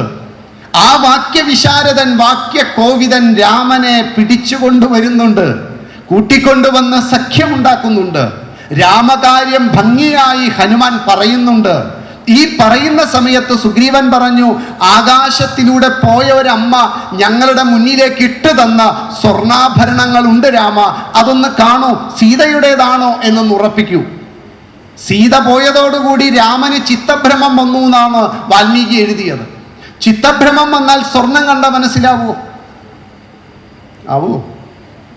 ഈ ചിത്തഭ്രമമല്ല, എന്ത് വന്നാലും സ്വർണം കണ്ടാൽ മനസ്സിലാവും, മറ്റ് പലതും മറന്നാലും. പക്ഷെ രാമന് ചിത്തഭ്രമം വന്നതുകൊണ്ട് രാമന് മനസ്സിലായില്ല. രാമൻ അത് നോക്കി നിഷ്കളങ്കമായി ലക്ഷ്മണനോട് ചോദിച്ചു, ലക്ഷ്മണ നിനക്ക് വല്ലതും മനസ്സിലായോ? ലക്ഷ്മണൻ കൈകൂപ്പി പറയുന്നുണ്ട്, നാഹം ജാനാമി കേയൂരേ നാഹം ജാനാമി കുണ്ടലേ നൂപുരേ ത്വഭിജാനാമി നിത്യം പാദാഭിവന്ദനാത്. ഞാൻ അറിയാ കുണ്ടലങ്ങൾ, അറിയാ തോൾവളകൾ, ഞാൻ അറിയുന്നതു ചിലങ്കയാം സദാ പാദം വന്ദിക്കയാൽ. ഞാൻ എല്ലാ ദിവസവും എൻ്റെ ഏട്ടത്തിയമ്മയുടെ പാദ നമസ്കാരം നടത്താറുണ്ട്. എന്തിനാ പാദ നമസ്കാരം നടത്തിയേ? മാം വിദ്ധി ജനകാത്മജാം എന്ന മൃതസഞ്ജീവനി മന്ത്രം. ആ മൃതസഞ്ജീവനി എന്ന് പറയുന്ന ആർഷ സംസ്കൃതിയുടെ ആ നാരായ വേര് സർവവിദ്യകളുടെയും അടിസ്ഥാനമായിട്ടുള്ള പൂർവപ്രപിതാക്കൾ നമുക്ക് പകർന്നു തന്ന ആദർശ രൂപം, ആ രൂപത്തിന്റെ മുന്നിൽ ഞാൻ എന്നും പാദനമസ്കാരം ചെയ്യാറുണ്ട്. എന്നിട്ടും ഈ തുടുത്ത യൗവനമുള്ളവൻ, 37 വയസ്സിനോട് ചേർന്ന് നിൽക്കുന്നവൻ, ഈ കഴിഞ്ഞ 10-12 വർഷത്തിനിടയിൽ എല്ലാ ദിവസവും പാദനമസ്കാരം നടത്തിയിട്ടും ഞാൻ ഈ കുണ്ടലം, ഞാൻ അറിയാ കുണ്ടലങ്ങൾ, ഈ ജിമിക്കി കമ്മലുണ്ടല്ലോ, കുണ്ടലമുണ്ടല്ലോ, ഞാൻ കണ്ടിട്ടില്ല. ഞാൻ അറിയാ തോൾവളകൾ, ഈ വളയും മാലയും ഞാൻ കണ്ടിട്ടില്ല. ഞാൻ അറിയുന്നത് ചിലങ്കയ, ഈ ചിലങ്ക, കുലുസ്, പാദസരം അതെനിക്ക് മനസ്സിലായി, അത് ഏട്ടത്തിയമ്മയുടേതാണ്, അത് മാത്രമേ ഞാൻ കണ്ടിട്ടുള്ളൂ എന്ന് പറഞ്ഞ തുടുത്ത യൗവനമുള്ള സൗമിത്രിയുടെ മൂല്യാധിഷ്ഠിത വിദ്യാഭ്യാസം. എങ്ങനെയാ സുമിത്ര ഈ സൗമിത്രിയെ വളർത്തിയിട്ടുണ്ടാവുക? നമ്മൾ എങ്ങനെയാ നമ്മുടെ മക്കളെ വളർത്തുന്നേ? നമ്മുടെ മകൻ ഈ ലോകത്തിന്റെ ഏത് അനുകൂല അന്തരീക്ഷത്തിലും പ്രലോഭനങ്ങളുടെയും വഴിതെറ്റലിന്റെയും ഒക്കെ അന്തരീക്ഷത്തിൽ പോകുമ്പോൾ നമുക്ക് ഉച്ചത്തിൽ പറയാൻ പറ്റുമോ, സൗമിത്രി എങ്ങനെ വളർത്തിയോ, സൗമിത്രിയെ എങ്ങനെ വളർത്തിയോ അതുപോലെ വളർത്താൻ നമ്മളും പഠിക്കണ്ടേ? രാമായണം നമ്മളെ പഠിപ്പിക്കുന്നത് എന്താ രാമായണത്തിന്റെ ഉദ്ദേശം? ഒരൊറ്റ കാര്യം കൂടി പറഞ്ഞ് അവസാനിപ്പിക്കട്ടെ.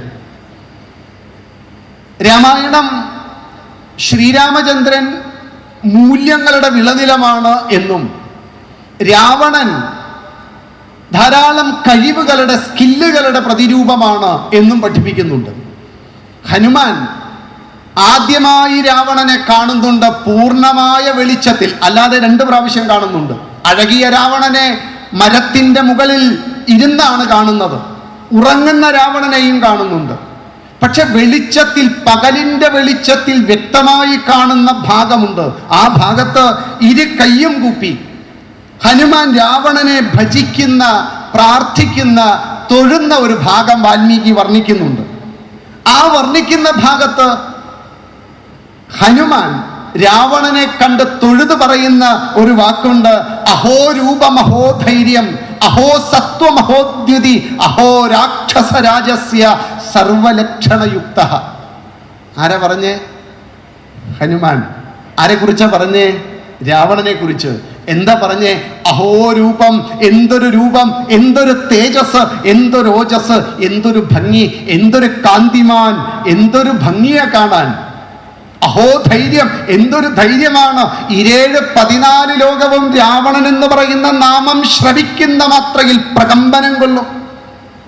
അഹോ സത്വം അഹോദ്യുതി അഹോ രാക്ഷസരാജസ്യ, ഈ രാക്ഷസരാജാവ് എന്തൊരു കേമൻ, സർവലക്ഷണയുക്ത.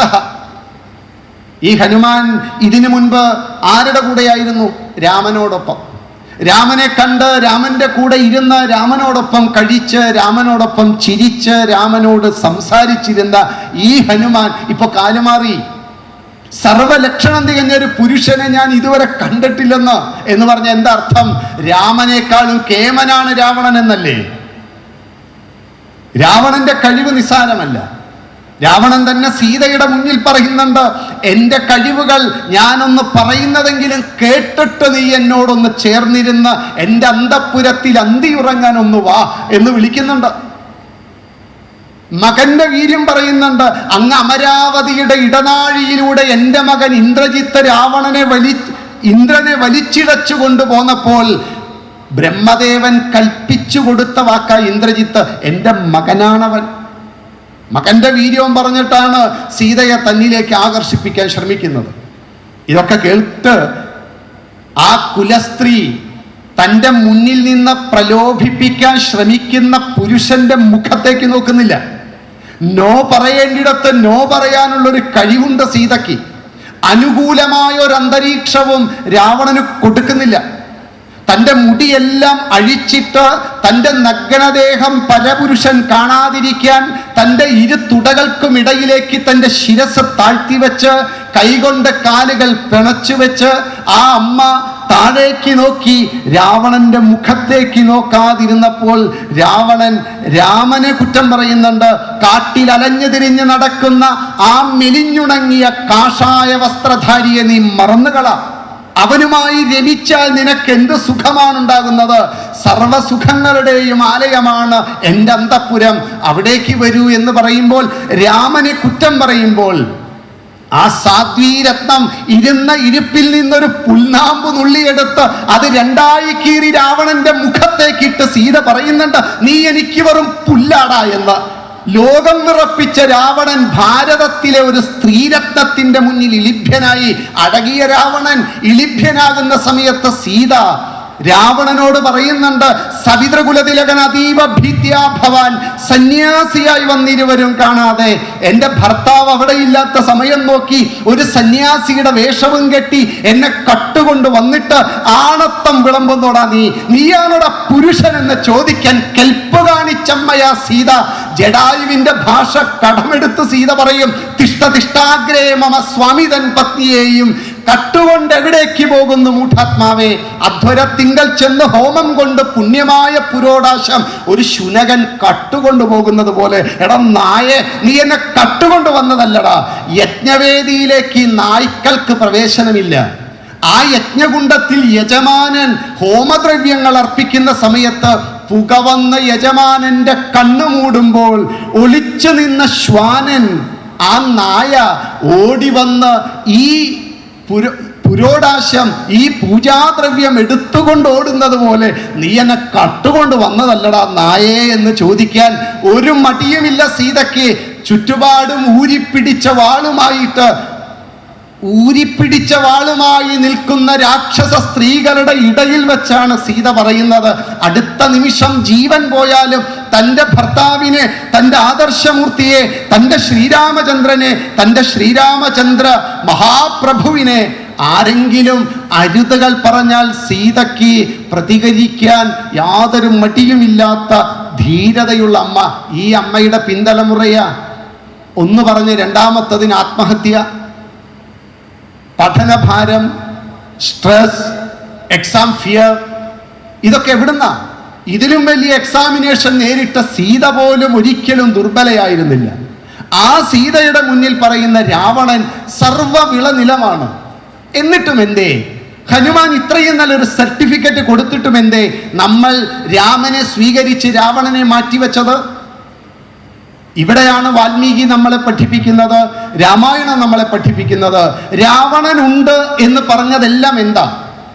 രാവണൻ നന്നായി പാടും, രാവണൻ നന്നായി ശിവസ്തോത്രങ്ങൾ, കാവ്യങ്ങൾ എഴുതും, രാവണൻ നന്നായി വേദമന്ത്രങ്ങൾ ഉച്ചരിക്കും, രാവണൻ ലോകത്തിൽ എല്ലാവരെയും കീഴടക്കും, രാവണൻ നന്നായി ചെയ്യുന്ന പ്രവർത്തികൾ ധാരാളമുണ്ട്. ഇതെല്ലാം കഴിവുകൾ, സ്കില്ലുകൾ മാത്രമാണ്. പക്ഷെ രാമനുള്ളത് മൂല്യങ്ങളാണ്. വാൽമീകി മാമുനി ആരംഭത്തിൽ പറഞ്ഞ 66 മൂല്യങ്ങളാണ് രാമന്. രാമന് സ്കില്ലുകൾ ഇത്തിരി കുറവാ, പക്ഷെ രാവണന് മൂല്യങ്ങളില്ല, സ്കില്ലുകളുണ്ട്. രാമായണം സ്കില്ലും വാല്യൂസും തമ്മിലുള്ള യുദ്ധമാണ്.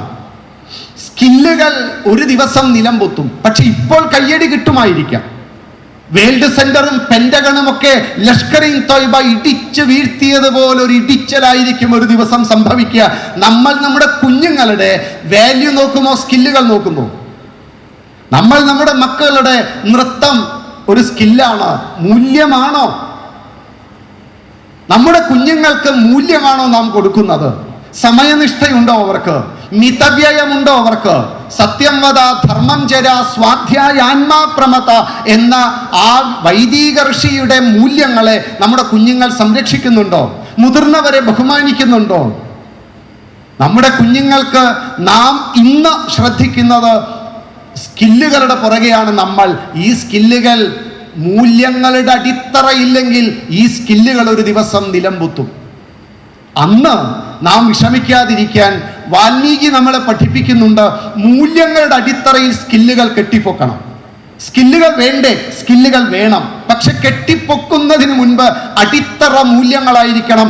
ശ്രീരാമചന്ദ്രനായിരിക്കണം ആദർശമൂർത്തി.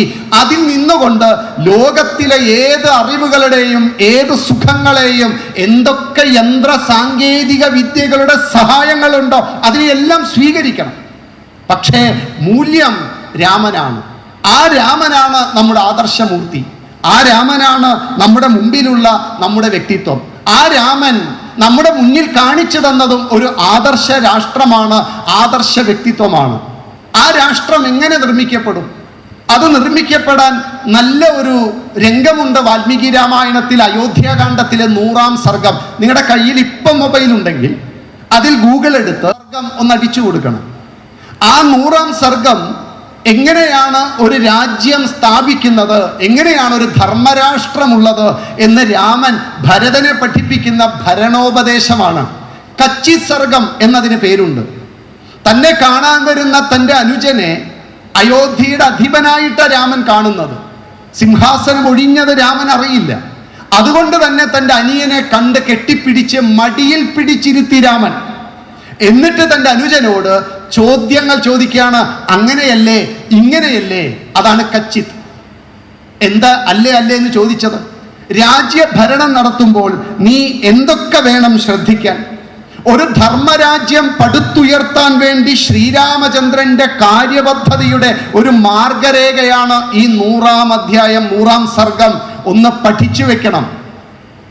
കുശാഗ്രബുദ്ധിയും കർമ്മകുശലനുമായ ശ്രീരാമചന്ദ്ര മഹാപ്രഭു എങ്ങനെയാണ് ഒരു ധർമ്മമുഖ്യൻ, ഒരു രാജമുഖ്യൻ, ഒരു മുഖ്യമന്ത്രി, എങ്ങനെയാണ് ഒരു പ്രധാന സേവകൻ, ഒരു പ്രധാനമന്ത്രി, എങ്ങനെയാണ് അവരുടെ ഭരണമുഖ്യന്റെ ജീവിതവും സ്വഭാവവും എങ്ങനെയായിരിക്കണം എന്ന് ഭരതനെ പഠിപ്പിക്കുന്നുണ്ട്. എങ്ങനെയാണ് ധർമ്മരാഷ്ട്രം ഉണ്ടാവുന്നത് പഠിപ്പിക്കുമ്പോൾ ചെയ്യേണ്ട കാര്യങ്ങളെ അക്കമിട്ട പഠിപ്പിക്കുന്നത്. ഇത് അക്കമിട്ട് എഴുതി പഠിക്കണം നമ്മൾ. അതിലേറ്റവും സുന്ദരമായ ചില രംഗങ്ങളുണ്ട്. മന്ത്രിമാരെ നീ തീരുമാനിക്കുമ്പോൾ ശ്രദ്ധിക്കേണ്ട ചില കാര്യങ്ങളുണ്ട്. നമ്മുടെ നാട്ടിൽ നിശ്ചയിക്കപ്പെട്ട മന്ത്രിമാർ ഓരോരുത്തരും മനസ്സിൽ വരട്ടെ. എന്നിട്ട് രാമൻ അന്നത്തെ കാലത്ത് പറഞ്ഞ മന്ത്രിമാരെ നിശ്ചയിക്കുമ്പോൾ നമ്മൾ എന്തൊക്കെ ശ്രദ്ധിക്കണമെന്ന് പറഞ്ഞതുകൂടി നമ്മുടെ മനസ്സിൽ വേണം.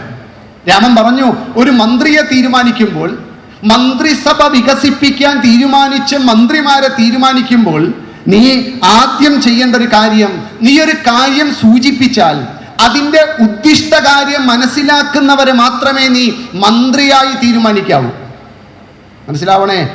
പ്രധാന സേവകൻ ഒരു കാര്യം മനസ്സിലാക്കി ഒരു സൂചന കൊടുത്താൽ അതിൻ്റെ അങ്ങേയറ്റം വരെ ആലോചിച്ച് രാജാവും രാജ്യത്തെക്കുറിച്ച് ചിന്തിക്കുന്നവരും ഉണ്ടാക്കി വെച്ചത് വിദേശകാര്യത്ത് പോയിട്ട് അതിൽ 10 മടങ്ങായി ചെയ്യാൻ അതിൻ്റെ ഉദ്ദിഷ്ട കാര്യം മനസ്സിലാക്കുന്നവരെ വേണം നീ മന്ത്രിയാക്കി വെക്കാൻ. മാത്രമല്ല, നീതിശാസ്ത്ര നിപുണന്മാരെ മാത്രമേ മന്ത്രിയാക്കി വെക്കാവൂ ഭരത. അത് നീ ശ്രദ്ധിക്കുന്നില്ലേ? മാത്രമല്ല, കാര്യാലോചനകൾ പരസ്യമാക്കാത്തവരെ വേണം മന്ത്രിയാക്കി വെക്കാൻ. പല രഹസ്യങ്ങളും നമുക്ക് ഒരുമിച്ച് ചർച്ച ചെയ്യേണ്ടി വരും. അത് പരസ്യമാക്കുന്നവരെ ഒരിക്കലും മന്ത്രിയാക്കരുത്. 1000 മൂഢന്മാരെ മന്ത്രിയാക്കുന്നതിനും ഭേദം ഒരു ബുദ്ധിമാനെ മന്ത്രിയാക്കുന്നതാണ് നല്ലത് ഭരത. അതും നീ ശ്രദ്ധിക്കുന്നില്ലേ? മാത്രമല്ല, മന്ത്രിയായി നിശ്ചയിക്കുന്നവർ അഴിമതിക്കാരായിരിക്കരുത്, കളങ്കമില്ലാത്തവരായിരിക്കരുത്, കാപ്പട്യമില്ലാത്തവരായിരിക്കരുത്, പരമ്പരാഗതമായി എന്തെങ്കിലും ജോലി ചെയ്യുന്നവരായിരിക്കണം മന്ത്രിയായി തീരുമാനിക്കേണ്ടത്. അകമ്പുറം സംശുദ്ധരായവരെ കുറിച്ച് അവരെ മാത്രമേ മന്ത്രിയായി തീരുമാനിക്കാവൂ. കാര്യങ്ങൾ നടത്താൻ കഴിയാത്തവരെ കൊണ്ട് അനർത്ഥം മാത്രമേ ഉണ്ടാവുള്ളൂ. അതുകൊണ്ട് അത്തരക്കാരെ മന്ത്രിസഭയിൽ നീ ഒരിക്കലും ചേർക്കരുത്. ബുദ്ധി കൊണ്ട് മെച്ചപ്പെട്ടവരെ വേണം മന്ത്രിസഭയിൽ എടുക്കാൻ. ഇങ്ങനെ നിലവാരമുള്ളവരെ തിരഞ്ഞെടുത്ത് യോഗ്യമായിട്ടുള്ള വകുപ്പുകൾ കൊടുക്കണം ഭരത. അത് നീ ശ്രദ്ധിക്കുന്നില്ലേ? മനസ്സിലാവുന്നുണ്ടല്ലോ? എവിടെയാ ഒരു രാമരാജ്യവും ധർമ്മരാഷ്ട്രവും ഒക്കെ ഉണ്ടാകാൻ പോകുന്നത്? രാമൻ എന്ന കുശാഗ്ര ബുദ്ധിയുള്ളവൻ കാര്യങ്ങൾ ആലോചിച്ച് ഒരു ധർമ്മരാഷ്ട്രത്തിനൊരു മാർഗരേഖ എഴുതിയുണ്ടാക്കി. വാൽമീകി മാമുനി എത്രയെത്രയോ സഹസ്രാബ്ദങ്ങൾക്ക് മുൻപ് ഒരു ധർമ്മരാഷ്ട്രത്തിനു വേണ്ടി നമ്മുടെ മുന്നിൽ മന്ത്രിമാരെ കുറിച്ച്, മാത്രമല്ല ദേശരക്ഷയ്ക്ക് വേണ്ടിയുള്ള മുൻകരുതലിനെ കുറിച്ച്, സൈനിക ശക്തി എങ്ങനെയാണ് വളർത്തേണ്ടത് എന്നതിനെ കുറിച്ച്, നീതിന്യായ വ്യവസ്ഥ എങ്ങനെയായിരിക്കണം എന്നതിനെ കുറിച്ച് വിശദീകരണം, ദേശത്തിന്റെ സമ്പദ് വ്യവസ്ഥ സുദൃഢമാക്കാൻ ചെയ്യേണ്ട പ്രവർത്തികൾ, പ്രത്യേകിച്ചും കരം പിരിക്കേണ്ടതിനെ കുറിച്ച് രാമൻ പറഞ്ഞു കൊടുക്കുന്നുണ്ട്. ടാക്സ് കഠോരമായിരിക്കരുത്, കഠോരമായാൽ പ്രജകൾ രാജാവിനെതിരെ തിരിയും ഭരത. അതുകൊണ്ട് കഠോരമല്ലാത്ത കരത്തെക്കുറിച്ച് നീ ചിന്തിക്കണം. ചാരവലയം എങ്ങനെയായിരിക്കണം, സ്പെഷ്യൽ ബ്രാഞ്ചും ക്രൈം ബ്രാഞ്ചും ഒക്കെ ആ ചാരവലയത്തെ കുറിച്ച് നീ ചിന്തിക്കണം. കോഴയ്ക്കും അഴിമതിക്കും വഴങ്ങാത്ത, കറ പുരളാത്ത ശുദ്ധമായ വ്യക്തിത്വങ്ങളെ വേണം രാജ്യത്തിൻ്റെ ഉദ്യോഗസ്ഥന്മാരായി തീരുമാനിക്കാൻ. വിദേശകാര്യ വകുപ്പിനെ കുറിച്ച് രാമൻ പറഞ്ഞു കൊടുത്തു. മന്ത്രിസഭ രൂപീകരിച്ചതിന് ശേഷം അവരുടെ സഹകരണം ഉറപ്പുവരുത്താൻ രാജാവ് എല്ലാ ദിവസവും മന്ത്രിസഭയുടെ ഉപഘടകങ്ങളുമായി ഒരുമിച്ചിരുന്ന് അതാത് ദിവസത്തെ കാര്യങ്ങൾ വിലയിരുത്തണം. ഭരത, അത് നീ ശ്രദ്ധിക്കണം. തീരുമാനമെടുക്കൽ പ്രക്രിയയാണ് ഭരത ഏറ്റവും ബുദ്ധിമുട്ട്. അതുകൊണ്ട് തീരുമാനമെടുക്കൽ പ്രക്രിയയിൽ നീ വളരെ ശ്രദ്ധിക്കണം. മൂവർ ചേർന്നാൽ മുറ്റമടിക്കില്ല എന്ന് നീ കേട്ടിട്ടില്ലേ ഭരത? അതുകൊണ്ട് നിർണായക തീരുമാനങ്ങളിൽ 3 അതിലധികമോ പാടില്ല ഭരത. അവർ വിളിച്ചു പറയും. അതുകൊണ്ട് പല തീരുമാനങ്ങളും പലരും അറിയുന്നത് ആ നിർണായക ശക്തിയുള്ളവർ, ആ ക്യാബിനറ്റിൽ തലമുതിർന്ന കുശാഗ്രബുദ്ധിയുള്ള അവരിലൂടെ മാത്രമേ പാടൂ. അവസാനം ശമ്പളം കൊടുക്കേണ്ടതിനെ കുറിച്ച്, ശമ്പളം കൊടുക്കുമ്പോൾ ഓരോരുത്തരുടെയും പ്രാപ്തിക്കനുസരിച്ച് അവരെ നിയമിച്ചപ്പോൾ ആ നിയമത്തിനനുസരിച്ച് ശമ്പളം കൊടുക്കണം. കൃഷി പ്രോത്സാഹിപ്പിക്കുന്നതിനെ കുറിച്ച്, വളർത്തുമൃഗങ്ങൾ, കാട്ടുമൃഗങ്ങൾ കൃഷി ഇല്ലാതാക്കുമ്പോൾ അവിടെ നീ എന്തൊക്കെ ചെയ്യണം? ഇന്ന് കേരളം നേരിടുന്ന ഏറ്റവും വലിയൊരു പ്രശ്നമായത്. അവിടെ നിന്റെ ശ്രദ്ധ എങ്ങനെ വേണം? നമ്മുടെ രാജ്യം അയോധ്യയെക്കുറിച്ച് നീ ചിന്തിക്കണം. ഗുരുക്കന്മാരെ പൂജിക്കണം. സ്ത്രീകളുടെ സുരക്ഷയെക്കുറിച്ച് നീ ചിന്തിക്കണം. ഇങ്ങനെ അവസാനം പറഞ്ഞ് ഒരു രാജാവിൻ്റെ യോഗ്യതയെ പറ്റി പറഞ്ഞു. ഒരു രാജാവാകുമ്പോൾ, അതായത് ഒരു പ്രധാനമന്ത്രിയാകുമ്പോൾ, ഒരു മുഖ്യമന്ത്രിയാകുകയാണെങ്കിൽ നിനക്ക് 14 ദോഷങ്ങൾ നിനക്കുണ്ടാവരുത്. 14 ദോഷങ്ങൾ ഇല്ലാത്തവനാണ് പ്രധാന സേവകൻ, മുഖ്യ കാര്യം ചെയ്യുന്നവൻ. അതുകൊണ്ട് 14 ദോഷങ്ങളെ രാമൻ പറയുന്നുണ്ട്. ഒന്ന്, രാജാവ് ഒരിക്കലും നാസ്തികനായിരിക്കരുത്. നാസ്തികൻ എന്നാൽ നിരീശ്വരവാദി എന്നല്ല അർത്ഥം. നാസ്തികൻ എന്നാൽ വേദപ്രമാണങ്ങളെ അംഗീകരിക്കാത്തവൻ. അവൻ ഒരിക്കലും ഒരു രാജ്യത്തിൻ്റെ ഭരണമുഖ്യനാകരുത്. നുണയനായിരിക്കരുത്. നുണ പറയുന്നവനെ ഒരിക്കലും ഭരണമുഖ്യനാക്കരുത് ഭരത. അത് നീ ശ്രദ്ധിക്കണം. ശുണ്ഠിക്കാരനെ, മൂക്കത്ത് ശുണ്ഠിയുള്ളവനെ ഒരിക്കലും നീ രാജ്യത്തിൻ്റെ അധിപനാക്കരുത് ഭരത. വിവരദോഷിയെ ഒരിക്കലും ഭരണാധികാരിയായി തീരുമാനിക്കരുത്. ഇങ്ങനെ ഒരു രാജാവിന് വരാൻ സാധ്യതയുള്ള 14 ദോഷം, ശ്രദ്ധിക്കാതിരുന്നാൽ വരുന്ന 20 ദോഷങ്ങളെ കുറിച്ച് രാമൻ വീണ്ടും പറയും. ഇങ്ങനെ നമ്മൾ ഒന്ന് കണ്ണു തുറന്നു നോക്കിയാൽ ഒരു സമഗ്ര ജനജീവിതത്തെ കരുപ്പിടിപ്പിക്കാൻ പറ്റുന്ന ഇതിഹാസ കാവ്യമാണ് വാൽമീകി രാമായണം. എങ്ങനെയാ ധർമ്മരാഷ്ട്രം, രാമരാജ്യം ഉണ്ടാകാൻ പോകുന്നത്? രാമരാജ്യം സൃഷ്ടിക്കുന്നത് നേരത്തെ പറഞ്ഞ ഈ നിയമങ്ങൾക്കനുസരിച്ചാണ്. രാമൻ ഭരതനോട് ചോദിക്കുന്ന ഇതേ ചോദ്യം നമുക്ക് ചോദിക്കാനുണ്ട് നമ്മുടെ ഭരണാധികാരികളോട്. നിങ്ങൾ ഇങ്ങനെയാണോ സുഹൃത്തെ? ഇത് പൊതുജനം ഭരണാധികാരികളോട് ചോദിക്കുന്ന വാക്കുകളാണ്. കർത്തവ്യബോധത്തോടെ കർമ്മം ചെയ്യാൻ തൻ്റെ അനുജനെ, ഒരു രാജാവിനെ ഏറ്റവും തൽപരതയുള്ളവനാക്കാൻ രാമൻ കൊടുക്കുന്ന ഉപദേശങ്ങളെ നമ്മൾ ഈ കേട്ടെ. ഇത്തരം ഒരു ഭരണാധികാരിയാണ് രാജ്യം ഭരിക്കുന്നതെങ്കിൽ ആ ഭരണാധികാരി ഭരിക്കുന്ന രാജ്യത്തിൻ്റെ പേരാണ് അയോധ്യ. ആ അയോധ്യയിൽ സൃഷ്ടിക്കപ്പെടുന്ന ഭരണത്തിൻ്റെ പേരാണ് രാമരാജ്യം എന്നുള്ള ആദർശ ജീവിതം. ഈ ആദർശ ജീവിതമാണ്, രാമരാജ്യമാണ്, ധർമ്മരാഷ്ട്രമാണ്. ധർമ്മത്തെ മുൻനിർത്തിയുള്ള നമ്മുടെ ജീവിത മൂല്യങ്ങളെ സംരക്ഷിച്ചുള്ള ജീവിത വ്യവസ്ഥയാണ് രാമരാജ്യം എന്നുള്ളത്. ആ രാമരാജ്യം വാൽമീകി രാമായണം നമുക്ക് സമ്മാനിക്കുന്ന വർത്തമാനകാലത്തിലെ വ്യഥകൾക്ക്, വെല്ലുവിളികൾക്ക്, ഭീഷണികൾക്ക്, ദുഃഖങ്ങൾക്ക്, ദുരിതങ്ങൾക്ക് എല്ലാത്തിനുമുള്ള സങ്കടമോചകമാണ്, മൃതസഞ്ജീവനി മന്ത്രമാണ് വാൽമീകി രാമായണം എന്നുള്ളത്. ഇതാണ് ഒരു മണിക്കൂറും 22 മിനിറ്റും എടുത്ത് പറയാൻ എൻ്റെ മനസ്സിൽ വന്ന രാമായണം കാലാനുവർത്തിയും ത്രികാലങ്ങളിലും എന്നും യോഗ്യമായ രാമായണത്തിലെ കഥകളെല്ലാം ഓരോ കഥാസന്ദർഭങ്ങൾ. ഈ സന്ദർഭങ്ങൾ നമ്മൾ മനസ്സിലാക്കി ശ്രീരാമചന്ദ്രൻ എന്ന അവതാര വരിഷ്ഠനെ കുറിച്ച് നമ്മുടെ കുഞ്ഞുങ്ങളോട് പറയണം. അവതാരങ്ങളെല്ലാം കൊല്ലാനാണ് എന്നൊരിക്കലും നമ്മൾ കുഞ്ഞുങ്ങളെ പഠിപ്പിക്കരുത്. രാമൻ ജനിച്ചത് രാവണനെ കൊല്ലാനാണ് അത്രേ. കൃഷ്ണൻ ജനിച്ചത് കംസനെ കൊല്ലാനാണ്. ഓരോ അവതാരങ്ങളും കൊല്ലാനാണ് എന്ന് പഠിപ്പിച്ചാൽ തെറ്റായ ഒരു സന്ദേശമാണ് നമ്മുടെ കുഞ്ഞുങ്ങൾക്ക് കൊടുക്കുക. ഒരവതാരങ്ങളും ജനിച്ചത് കൊല്ലാനല്ല. എല്ലാ അവതാരങ്ങളുടെ ഉദ്ദേശം യഥാഹി ധർമ്മസ്യ ഗ്ലാനിർഭവതി ഭാരത എന്ന മനോഹരമായ 7-8 ശ്ലോകങ്ങൾ 4-ാം അധ്യായത്തിലെ ആ ഭഗവത്ഗീത എടുത്തു നോക്കിയാൽ ധർമ്മ സംരക്ഷണമാണ് അവതാരങ്ങളുടെ ഉദ്ദേശം. എന്താ അവതാരങ്ങളുടെ ഉദ്ദേശം? ധർമ്മ സംരക്ഷണം. ധർമ്മം സംരക്ഷിക്കുമ്പോൾ 2 കാര്യം ചെയ്യണം. ഈ 2 കാര്യങ്ങൾ ചെയ്യാനാണ് എല്ലാ അവതാരങ്ങളും. അല്ല, ഈ 2 കാര്യമാണ് ഒരു അച്ഛനും അമ്മയ്ക്കും ചെയ്യാനുള്ളൂ. ഈ 2 കാര്യമാണ് ഒരു നല്ല തോട്ടക്കാരൻ ചെയ്യേണ്ടത്. ലോകത്തിൽ ഏറ്റവും വിഖ്യാതമായിട്ടുള്ള 3 ഉദ്യാനങ്ങളുണ്ട്. ദേവേന്ദ്രന്റെ നന്ദനോദ്യാനമുണ്ട്, കുബേരന്റെ ചൈത്രരഥമുണ്ട്, രാവണന്റെ പ്രമദാവനമുണ്ട്. നമ്മളൊരു പൂന്തോട്ടം നമ്മുടെ വീട്ടിലുണ്ട് എന്ന് ആലോചിക്കുക.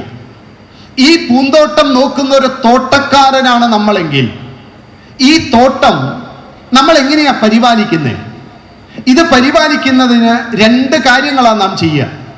ഒന്ന്, ആ തോട്ടത്തിലുള്ള ചെടികൾ അതിനു വേണ്ട വെള്ളവും വളവും മണ്ണും ഒക്കെ നൽകി ആ ചെടികൾക്ക് അതിൻ്റെ ജന്മസാഫല്യത്തിന് വേണ്ടി, ജന്മലക്ഷ്യം നേടുവാൻ വേണ്ടി അവയ്ക്ക് വളരാൻ വേണ്ട അനുകൂല സാഹചര്യത്തെ ഒരുക്കും. ശരിയല്ലേ? ഒന്നാമത്തെ പ്രവൃത്തി അതിനെ വളർത്തി വലുതാക്കും. രണ്ടാമത്തെ പ്രവൃത്തി, ആ വളർച്ചയുടെ ഏതെങ്കിലും ഘട്ടത്തിൽ ആ ചെടികൾക്കിടയിൽ ഒരു കളകൾ വളർന്നു വരാൻ സാധ്യതയുണ്ട്. ആ ചെടികൾ പൂമുട്ടായിരിക്കുമ്പോൾ പുഴുക്കുത്തേറ്റ് നശിക്കാൻ സാധ്യതയുണ്ട്. അത്തരം സാധ്യതകളെ മുൻകൂട്ടി കണ്ട് അതിൻ്റെ ഇടയിൽ വളർച്ചയെ കാര്യമായി ബാധിക്കുന്ന, നമ്മുടെ കുഞ്ഞുങ്ങളുടെ വളർച്ചയെ കാര്യമായി ബാധിക്കുന്ന കളകളെ വേരോടുകൂടി പിഴുതു കളയണം. ഇതാണ് ഒരു തോട്ടക്കാരന് ചെയ്യാനുള്ളത്. ഇതാണ് ഒരു അച്ഛനും അമ്മയ്ക്കും ചെയ്യാനുള്ളത്. ഇതാണ് അവതാരങ്ങൾക്കും ചെയ്യാനുള്ളത്. അവതാരങ്ങൾ സാധുജനങ്ങളെ സംരക്ഷിക്കാൻ വരുന്നവരാണ്. സാധുജനങ്ങൾക്ക് ലോകമംഗളത്തിന് തപം ചെയ്യുന്ന സാധുക്കളായ ഋഷിമാർ, ആ ഋഷിമാർക്ക് ലോകമംഗളം ചെയ്യാൻ അവസരമൊരുക്കുക. യാഗയജ്ഞാദികൾക്ക് എവിടെയെങ്കിലും ഒരു വെല്ലുവിളി വന്നാൽ അത് ചെയ്യാനുള്ള സാഹചര്യം ഒരുക്കുക. ഇതാണ് ഒന്നാമത്തെ. രണ്ടാമത്തത്, ഇതിന് സാഹചര്യത്തിന് വിരുദ്ധമായി എന്തെങ്കിലും ചില അസുരപ്രവർത്തികൾ കണ്ടാൽ അവയെ വേരോടുകൂടി പിഴുതു കളയുക. ഇതാണ് ദുഷ്ടനിഗ്രഹം എന്നുള്ളത്. ഒന്നാമത്തെ സാധു സംരക്ഷണം, 2 ദുഷ്ടനിഗ്രഹം. ഒന്നാമത്തെ ചെടികളെ സംരക്ഷിക്കുക, 2 കളകളെ പറിച്ചു കളയുക. ഒന്നാമത്തത് മക്കൾക്ക് വളരാനുള്ള സാഹചര്യം ഒരുക്കി കൊടുക്കുക, 2 അവരുടെ വളർച്ചയെ കാര്യമായി ബാധിക്കുന്ന കളകളെ പിഴുതു കളയുക. ഇവിടെ ശ്രീരാമൻ എന്തിനാ ജനിച്ചത്? ശ്രീരാമന്റെ അവതാര ദൗത്യം എന്താ? രാമന്റെ അവതാര ദൗത്യം ഋഷിമാർ അരണ്യങ്ങളിൽ തപം ചെയ്ത് ആ തപം ചെയ്ത ഋഷിയുടെ മനസ്സിൽ നിന്ന് ഉണ്ടായി വന്നിട്ടുള്ള ഗ്രന്ഥങ്ങളാണ് ആരണ്യകങ്ങൾ എന്ന ഗ്രന്ഥ സമുച്ചയമുണ്ട് വേദങ്ങളിൽ. വേദ സരണികളിൽപ്പെട്ട ഈ ആരണ്യകങ്ങൾ എന്ന് പറയുന്നത് അരണ്യങ്ങളിൽ തപം ചെയ്ത ഋഷിമാർ തന്ന വിജ്ഞാന സമ്പത്താണ്. ഈ ഋഷിമാർ തപം ചെയ്യുന്നത് ലോകമംഗളത്തിനാണ്. ലോകത്തിന് നന്മ വരണമെന്നാഗ്രഹിച്ചവർ തപം ചെയ്യുന്നേ. ഈ തപസ്സിനിടയിൽ അവർക്കുണ്ടാകുന്ന ചില ഇൻറ്റ്യൂഷൻസ് ഉണ്ട്. തപസ്സിൽ നിന്നുണ്ടാകുന്ന അറിവുകളുണ്ട്. ഈ അറിവുകളാണ് വേദമായി ലോകത്തിൽ കേൾക്കപ്പെട്ടത്. ശ്രുതിയാണത്. ആ കേൾക്കപ്പെട്ട ചിരന്തന സത്യത്തിന് മൂല്യശോഷണം സംഭവിക്കുന്നു. അരണ്യങ്ങളിലെ ഈ വിജ്ഞാന സ്രോതസ്സുകൾ വെല്ലുവിളികൾ നേരിടുന്നു. അവർക്ക് യജ്ഞം ചെയ്യാൻ പറ്റാതെ യജ്ഞവിഘ്നകാരികളായ രാക്ഷസ പ്രഭൃതികൾ വളർന്നു വരുന്നു. ശ്രീലങ്കയിൽ നിന്ന് ദണ്ഡകാരണ്യത്തിലേക്ക് രാവണൻ തൻ്റെ അധികാര പ്രഭാവം വർദ്ധിപ്പിച്ചപ്പോൾ ഈ ഭാരതത്തിലെ യജ്ഞ സംസ്കൃതി വെല്ലുവിളി നേരിട്ടു. ആ വെല്ലുവിളി നേരിട്ട യജ്ഞ സംസ്കൃതിയെ, യാഗ സംസ്കൃതിയെ, വിജ്ഞാന സ്രോതസ്സുകളെ സംരക്ഷിക്കാനാണ് ശ്രീരാമചന്ദ്രൻ വനവാസം തിരഞ്ഞെടുത്തത്. വനവാസത്തിന്റെ 12 വർഷം ഒരു വ്യാഴവട്ടക്കാലം രാമൻ ചെയ്തത് എന്താ? രാമൻ ചെയ്തത് ഋഷിമാരെ സംരക്ഷിക്കലായിരുന്നു. രാമൻ ചെയ്തത് ഋഷിമാരുടെ സംരക്ഷണമായിരുന്നു. യജ്ഞത്തിന് അനുഗുണമായ രീതിയിൽ ഈ വിജ്ഞാന സ്രോതസ്സുകളെ, ഭാരതമെന്ന ഈ വിജ്ഞാന രാഷ്ട്രത്തിന്റെ നിലനിൽപ്പിന് അടിസ്ഥാന കാരണമായ ഈ കാവ്യവസ്ത്രധാരികളെ, ഈ ഋഷിമാരെ, അവരെ സംരക്ഷിച്ചാൽ മാത്രമേ ഭാരതം സംരക്ഷിക്കപ്പെടുകയുള്ളൂ. അതുകൊണ്ട് രാമൻ 12 വർഷം, വാൽമീകി രാമായണം എടുത്താൽ 1-ാമത്തെ വർഷം ഈ ആശ്രമ മണ്ഡലത്തിൽ, 2-ാമത്തെ വർഷം ഈ ആശ്രമത്തിൽ, 3-ാമത്തെ വർഷം ഇന്നാശ്രമത്തിൽ. രാമൻ ഓരോ ആശ്രമങ്ങളിലേക്കും കയറി ഇറങ്ങുമ്പോൾ, ശരഭംഗ മാമുനിയുടെ ആശ്രമത്തിൽ വരുമ്പോൾ 21 ഋഷിമണ്ഡലത്തിലെ പ്രതിനിധികൾ നിവേദനം കൊടുക്കാൻ കാത്തു നിൽക്കുന്നത് കണ്ടു രാമൻ. അവർ വന്ന് രാമനോട് പറഞ്ഞു, രാമ, അരക്കന്മാർ ഞങ്ങളെ കൊല്ലുന്നു. നീ ആ കാണുന്ന മല പോലെ കൂട്ടിയിട്ട അസ്ഥിക്കൂടങ്ങൾ കണ്ടോ? ഞങ്ങളുടെ പൂർവികന്മാരായ ഋഷിമാരെ ആ നക്തഞ്ജനന്മാർ കൊന്നുകളഞ്ഞ അവരുടെ അസ്ഥികളുടെ ഒരു മല കാണിച്ചിട്ട് പറഞ്ഞു, രാമ, ഞങ്ങൾക്ക് തപശക്തിയുണ്ട്. ആ തപശക്തി അവരെ ശപിച്ചു കളയാനുള്ളതല്ല, ലോകമംഗളത്തിനാ. അതുകൊണ്ട് ഞങ്ങൾ മരണം വരിക്കുന്നു രാമ. ഞങ്ങൾ വെറുതെ കളയില്ല തപസ്, ദേഷ്യപ്പെട്ട് ശപിച്ച് കളയില്ല രാമ. അതുകൊണ്ട് ഞങ്ങൾ മരണം സ്വീകരിച്ചവരുടേതാണ് ഈ കുന്നുപോലെ കിടക്കുന്ന തലയോട്ടികളും എല്ലുകളുമെല്ലാം. ഇത് കണ്ട് രാമൻ പറയുന്നുണ്ട്, നിങ്ങളെ ഞാൻ സംരക്ഷിച്ചു കൊള്ളാം.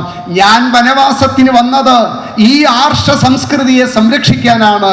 12 വർഷമാണ് ശ്രീരാമചന്ദ്രൻ യജ്ഞ സംരക്ഷണം ചെയ്ത് യജ്ഞത്തിന് അനുകൂലമായിട്ടുള്ള അറിവിന്റെ, വിജ്ഞാനത്തിന്റെ സ്രോതസ്സുകളെ മുഴുവൻ സംരക്ഷിക്കാൻ 12 വർഷം കൊണ്ടാണ് രാമൻ 14,000 രാക്ഷസ പരീക്ഷകളെ മുഴുവൻ, ഖരനെയും ദൂഷണെയും ത്രിശിരസിനെയും അടക്കം സർവരെയും വധിച്ച് യജ്ഞത്തിന് പറ്റുന്ന രീതിയിൽ ഭാരതത്തിലെ ദണ്ഡകാരണ്യത്തെ മാറ്റിയെടുത്തത്. ശ്രീരാമചന്ദ്രൻ ജനിച്ചത് വിജ്ഞാനത്തെ, വേദത്തെ സംരക്ഷിക്കാനാണ്. ശ്രീരാമചന്ദ്രൻ ജനിച്ചത് കാവ്യവസ്ത്രത്തെ സംരക്ഷിക്കാനാണ്. ശ്രീരാമചന്ദ്രൻ ജനിച്ചത് ഈ യജ്ഞ സംസ്കൃതിയെ സംരക്ഷിക്കാനാണ്. ശ്രീരാമചന്ദ്രൻ ജനിച്ചത് വിശ്വഗുരുസ്ഥാനത്തിരുന്ന ഈ ഭാരതം വീണ്ടും ഈ വിജ്ഞാനത്തിലൂടെ ലോകത്തിന്റെ നെറുകയിലിരിക്കാൻ അതിനുവേണ്ടിയാണ്. അതിനുവേണ്ടി ആരാണ് തടസ്സം നിൽക്കുന്നത്? രാവണനാണോ? എങ്കിൽ അവനെ വേരോടെ പിഴുതുകളയണം. ഈ 2 പ്രവൃത്തിയാണ് ശ്രീരാമചന്ദ്രന്റെ ജന്മോദ്ദേശം, അവതാര ദൗത്യം എന്നുകൂടി മാത്രം മനസ്സിലാക്കി രാമായണം എന്ന ഈ മഹാകാവ്യം, അത് എല്ലാ കാലത്തും നമുക്ക് പഠിക്കാനുള്ള നിരവധി മൂല്യങ്ങളുടെ നിലവറയാണ് എന്ന് മനസ്സിലാക്കി വരുന്ന തലമുറയെ പഠിപ്പിക്കാൻ, പ്രത്യേകിച്ചും ഈ നടക്കുന്ന ഹിന്ദു ധർമ്മ പരിഷത്ത് വളരുന്ന തലമുറയ്ക്ക് വേണ്ടതായിട്ടുള്ള ജീവിത മൂല്യങ്ങളെ പകർന്നു കൊടുക്കേണ്ട ഇടമാണ്. നമ്മൾ നമ്മുടെ ഈ പരിഷത്തിന് 112 വർഷം നീണ്ടുനിന്ന തപസ്, ചട്ടമ്പി സ്വാമികളുടെ സ്മരണ കൊണ്ട് പവിത്രമായി ഈ ഭൂമി, ഈ പമ്പാ നദിയുടെ മണൽത്തരികൾ, ഇങ്ങനെയുള്ള മണൽത്തരികളിൽ തപം ചെയ്ത ഋഷിമാരോട് നമുക്ക് ചെയ്യാനുള്ള കൃതജ്ഞത എന്ന് പറയുന്നത്, ഇവിടെ ഏതൊക്കെ ഹിന്ദു ധർമ്മത്തെ സംരക്ഷിക്കാൻ താല്പര്യമുള്ളവരുണ്ടോ അവരെ വിളിച്ചുകൂട്ടി കൊണ്ടുവരാനുള്ള ഒരു മനസ്സുകൂടി നാം കാണിക്കണം. ഒറ്റയ്ക്ക് വരിക എന്നതല്ല. പണ്ട് ഞാനും എൻ്റെ ഭാര്യയും തട്ടാനും അതൊക്കെ മാറേണ്ട കാലം കഴിഞ്ഞു. എൻ്റെ അയൽവശത്തുള്ള എൻ്റെ ബന്ധുക്കളായവർ കൂടി വന്നാൽ നിറഞ്ഞ സദസ്സിന് മുന്നിൽ ഈ വിജ്ഞാനത്തിൻ്റെ അക്ഷയഖനികൾ തുറക്കുന്ന ഈ ഒരു ദിവസങ്ങൾ അത് ഏറ്റവും സമ്പന്നമാക്കാൻ, സമ്പൂർണമാക്കാൻ നമുക്ക് സാധിക്കട്ടെ. അതിനുള്ളൊരു മനസ്സ് നമുക്കുണ്ടാകട്ടെ. അതിന് നമ്മുടെ ഗുരുപരമ്പര മുഴുവൻ നമുക്ക് അനുഗ്രഹവർഷം ചൊരിയട്ടെ. അവരുടെ പ്രേമപൂർണമായ ആ കൈകൾ, വിശ്വാസമുണ്ട് എനിക്കെന്നും ഈ ശിരസിന് മുകളിൽ പ്രേമാശിസ്സുകളുമായി ആ കൈകളുണ്ടാകുമെന്ന് എന്നുള്ള പ്രാർത്ഥനയോടെ നമുക്ക് ഇന്നത്തെ ഈ ഒരു സന്ധ്യാസമയം സമ്പന്നമാകട്ടെ എന്ന് പ്രാർത്ഥിച്ച് വാക്കുകൾ ഉപസംഹരിക്കുന്നു. എല്ലാവർക്കും നന്ദി, നമസ്കാരം.